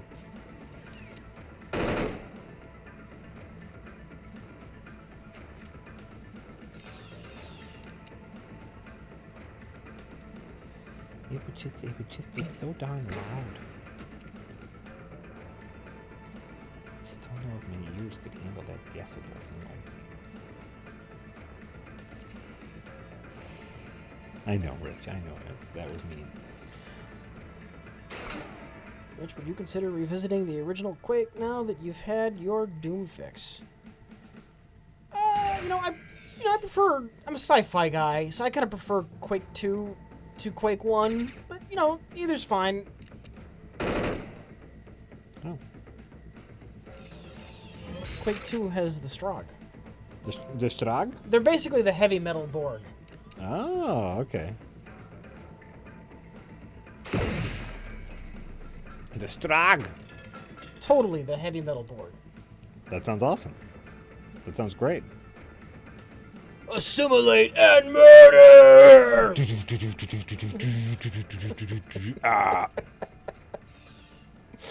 I'm down. Siri Chen says, Yep. Hi, Rich. Sorry to annoy, but just wondering when you'll be up for a Phoenix Wright again. Asking because the improv is so good, and I don't want you forgetting stuff to avoid frustration later in the game. Oh, yeah, that's true. We would. We should put it on the calendar. It'll be coming. We're gonna at least finish the case. I'll tell you that. I don't know how much into the game we're gonna get, but we should at least finish the case. Mm-hmm. I think that would be nice.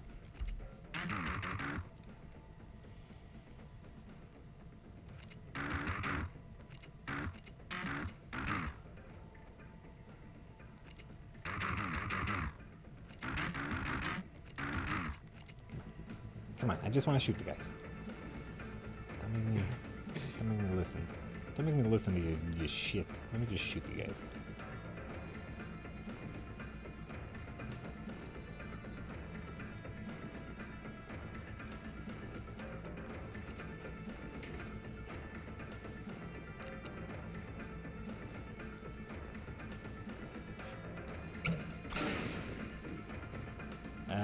Boom. Some sweet loot. Sweet loot on my toot. Chernobyl Kinsman! 14 months in a row! What? I'm just getting caught up. Why not? I got nothing to say and you're just doing things. I'm sorry, Rich. Lost in Technicolor. 23 fucking months in a row. My turds are green. And you're just doing things. 18 months in a row. OctoJ!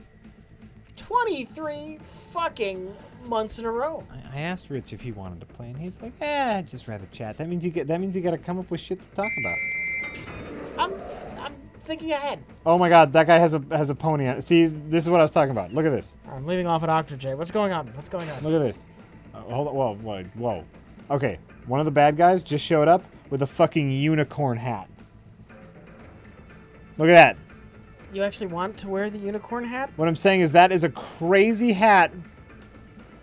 And we were talking about hats earlier in the game. And we're going to shoot this hat off, right? We're going to try to shoot this hat off and not kill the guy because you have to get the hat off first. That's going to be pretty exciting. This guy looks like he has some sort of Rambo hair. I wonder if I could also get that hat.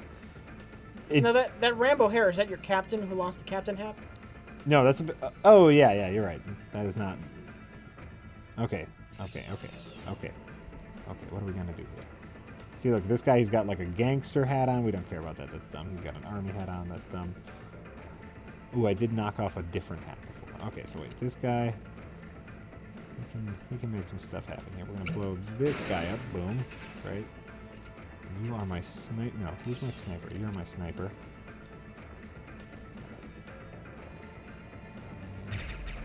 Ah, yeah! Got it!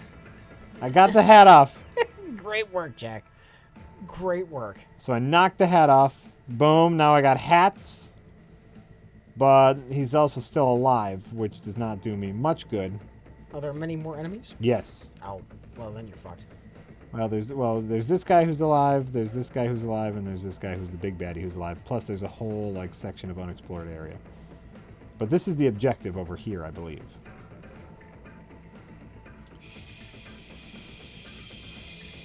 Shit. Chad is rooting for you. At least some of them. Thanks, chat. It's amazing. You've won them over. Okay, I know what I can do here.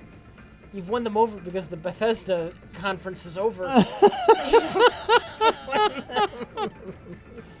I'll take it. You know what? I'll take it. How about that? Alright, here's what I can do. This guy has a run and gun, which means I can sprint and then shoot. But it's nothing like XCOM. I've called it exactly like XCOM several times. I'm kidding. We all know it's exactly like XCOM. Boom! Nice. So that just saved my grenadier.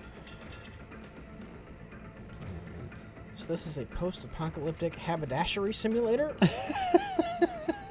Is this Citizen 7-7? Yes. It is exactly that. Ow. Fucking twat.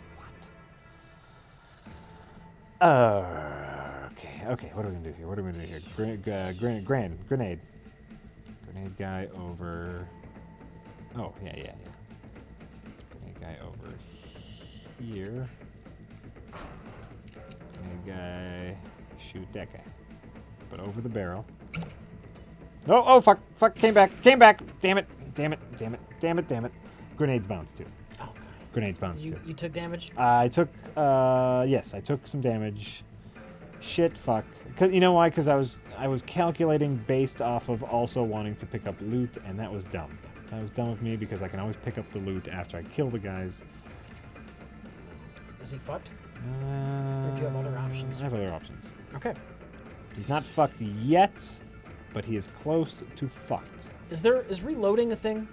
No, I do not have to worry about reloading. I have a grenade. Let's see who I can... Oh, I can definitely hit this guy with my grenade. Leftover Beefcake says, if you can't get on a roof, it's not XCOM. I have yet... We're in spaceships. I have yet to be on the roof of the spaceship. You are also a robot. Yeah. So you could get on the roof of a spaceship. Oh, Rich, you're so right. I could theoretically get on the roof of a spaceship. I have yet to... Oh, there we go. Okay, back up. There we go. Alright, I can take care of one guy. Someone might die. quite possible that some... Oh, no, or not. Or not rich. What? What? Oh, I'm a dummy. Wrong type of floor. Wrong type of floor. Oh! But the bounce shot. I don't know anything about this game, but That looked fucking amazing. That was an amazing shot that I just did. That was that was slop. That was a luck shot. Boom, boom. Don't admit to that. No, I was trying. Like, I thought, like, oh, I'll just shoot it here and maybe it'll bounce. How many fucking ricochets was that? 1, 2, 3. 3 ricochets? A 3 ricochet shot for the kill. No, that had to be at least 4, right? Because it had the 2 little in the thing, then it went behind him, and then it hit him, I think. Maybe. I don't know. I will have to have an great. instant replay. That was great. Instant replay now. Oh, we can't do that live? We can't do that live? Can't do that live. Oh, shit. Fuck. That was great. That was great. I'll highlight that shit. I like this game. I like this game. I can see why people like that XCOM so much. You feel Schmidt. Okay, except for when you're very dumb, and I was very dumb many times. All right, what are we gonna do here? We got main guy, we got this guy, we got this guy. I got my sniper. I got a shotgun. I got a sniper here, shotgun specialist, guy with a regular gun, and my grenadier. Oh, here we go. You have extra action points. Yes, you do. Fuck yeah. Fuck yeah. Okay. Can you kill him? I'm really hoping you can. Yes, you can. Great. Shotgun specialist. Save you for the last. Shotgun specialist! I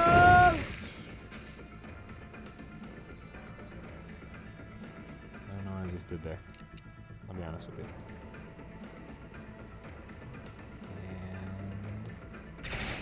And... boom. Okay, one guy down. Great. Now, Grenadier, listen to me very carefully.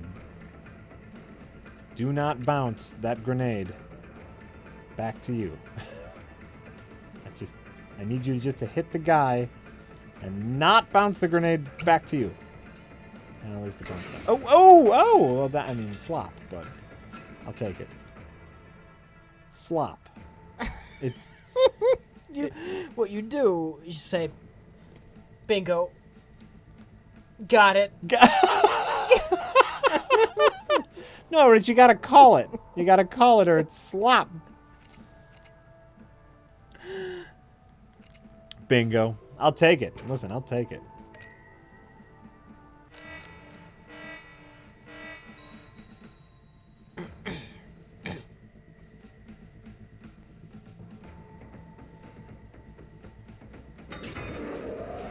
Oh, interesting. So now, here in this room here, if you look at the bottom screen, yeah, this is our exit. We're right at the exit. Plenty of loot. Our fancy hats, right? Yeah. And there is now a countdown if you look at the top screen. Every time the countdown reaches 0, the threat level rises, which means it's more difficult. Okay. There's automated turrets, more guys are going to show up, but there is all this black part of the ship down here on the bottom screen that is unexplored. Could have some more loot. What do you think? Right? Is it a lot of loot? We don't know. We don't know what's over there. But I mean, what you do have. I've gotten a good amount of loot, and I got. Like, how much is that one guy dying? How much is that gonna set you back? Could you just exit one guy? No, you have to exit everyone. Okay. You have to exit everyone. And really, if a guy gets killed, the only loss I take, if only one guy gets killed, is that one guy doesn't level up. Okay. That's it. Is that bad? How bad is that right now in your situation? No, it wouldn't be terrible, but it just makes you less powerful for the next mission, of course. If you keep going, how likely is it that people will die? Very. Okay. It is very, very likely. Well, you have to weigh the pros and cons. Yeah. Some people say go for the easy win. But this is it, though. The stream ends, chat. Oh, that's After true. this. Yeah, go for it. Yeah? Go for it. All right. You know what? How about this? I'll peek my head in. Okay. I'll peek my head in and just see. Can you save? No. Okay. No, you cannot save. But what I'm going to do here is I'm just going to poke my head in. And if there's like a ton of guys and a ton of turrets and it looks like I'm going to be super fucked, then I'll just run away. How about that? Okay. Right.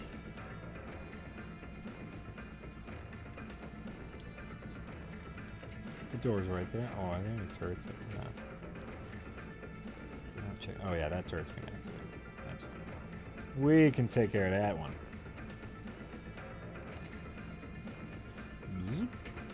No risk, no reward. Yeah. Says Dr. Gunter Hunter Hanker. Dr. Gunter Hunter Hanker. Dreamer TK says, "Oh no!" Right?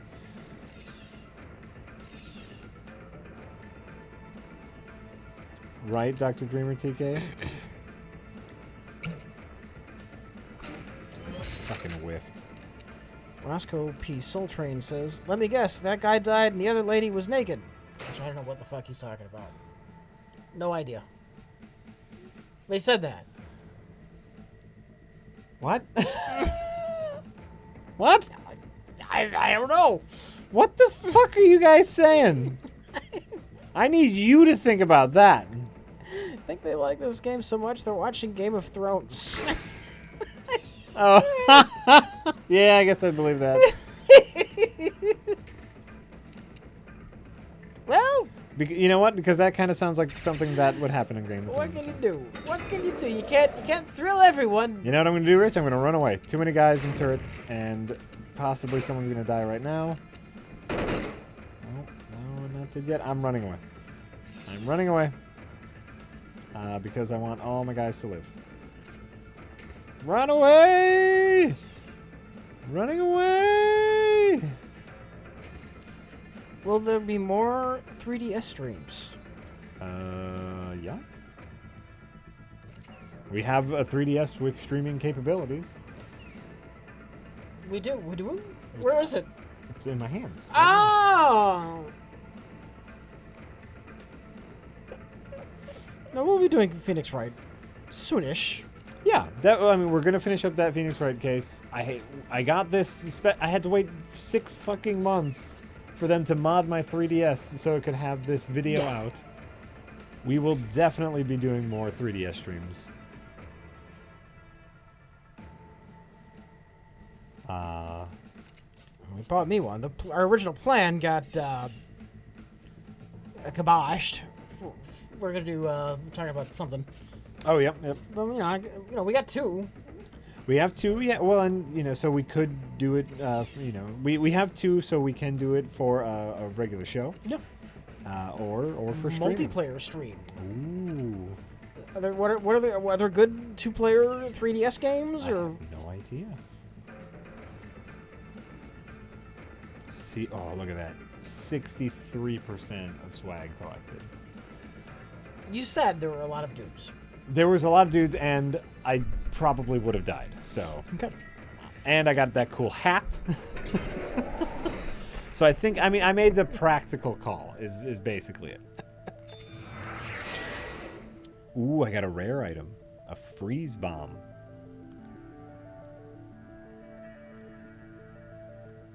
Nice. That.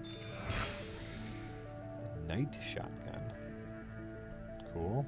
Look at that hat. Look at that hat. I'd be embarrassed. I wouldn't be caught dead in that hat. It's a rare hat, Rich. It's a unicorn mask head hat. that you can lose, which is horrible. Ooh, and I got an uncommon hat too. That, you know what? That was a good hat run. That was an excellent hat run. Wouldn't you say? No, it was an excellent hat. Wouldn't you say that was an excellent hat run, Rich? That was great. That was a great hat run. That was a great hat run. So many hats. Like all the hats. It's a cosmetic thing I can get behind. I can get behind that. Get behind the hats? Yeah. Okay. You know what? Cool. Well, you got to shoot them off. It actually does seem like a fun thing to collect. It's just fun. Like it doesn't do anything. I approve. But you hate everything.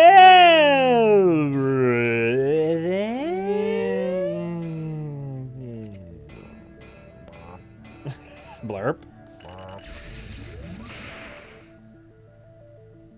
We got a new ability. Oh, health up. Oh, that's great.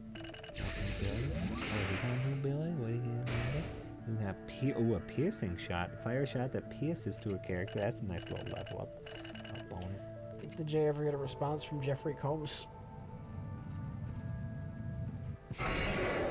Did we ever hear about this? Is this a thing that's happened? Okay. That's a good question. That's a good question. Hold on, let me just stop this right now. And I'm gonna check Twitter right now to see if Jay got a response from famous actor Jeffrey Combs. Jay tweeted at Jeffrey Combs. He had a question. He had a very important question last night. He wanted to know what the wattage was on the lasers mounted onto the super bike in the movie. What? Cyclone. My phone, quite literally, as I was looking this up, just ran out of batteries. We have a laptop. I don't know the Twitter. You do this. I don't know the Twitter. My phone just ran out of batteries, Rich. Right as I was looking it up, Jay wanted to know some very important information about lasers. Well, he needed to know what the wattage was on the lasers on the super motorcycle in the movie Cyclone. Right. That Jeffrey Combs was in. Because he built the bike.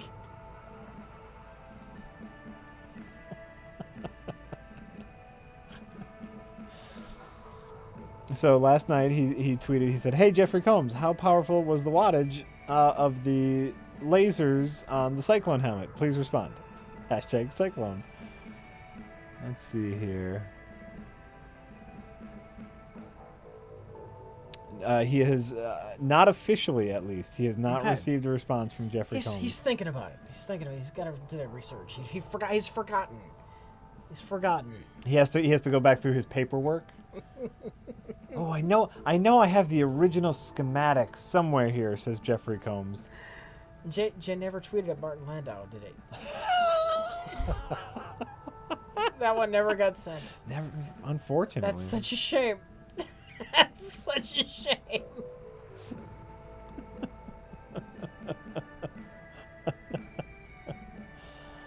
Was alcohol involved with the tweet? Listen, when best of the worst is happening, assume alcohol is involved somewhere. All right. Well, that was SteamWorld Heist. A game that I've been enjoying. You know the other thing I really like about SteamWorld Heist? What? As a mobile game? Yeah. Every ship is like 5-10 minutes. Okay. And it saves after every ship, and so it's just like you can just do one mission and wrap it up. It's a very nice handheld game. Very nice mobile game. Did you get your hat back? I thought that's the guy that lost his hat. No, a different character lost his hat. Oh, another guy had a captain hat? Yeah. Oh, okay. That's the captain hat. I stole someone else's captain hat. Scrapper captain hat. Okay. That's my captain. Can he lose his hat? I would assume so. I assume anyone, and it's a her, and anyone can. Oh, I didn't know the gender on that robot. It's a her robot. Can it lose its hat? Yes. I assume anyone can lose their hat. Okay. All right. I left off at Octo J. You left off at Octo J, so how about Fraudable? And R. Miller.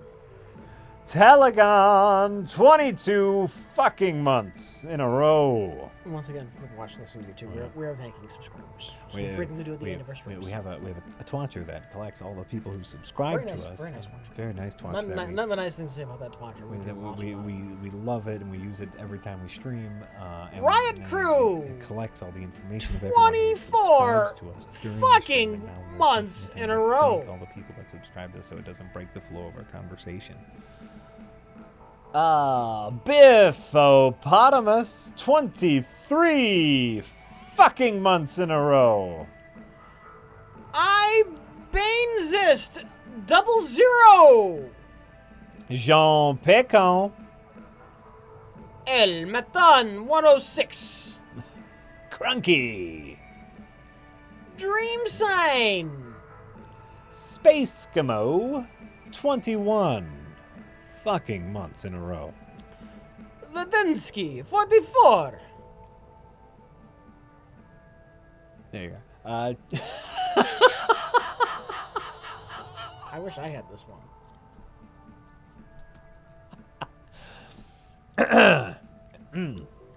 I'm sorry about that outburst. Cheese Dick. 2. Striker 1121. 13 months in a row. Because movie. Machine Gun Fuck. Collecting data. 15 months in a row. Chaos 1428. J Kid. 08. My name is Tate. 12 months in a row. Happy anniversary.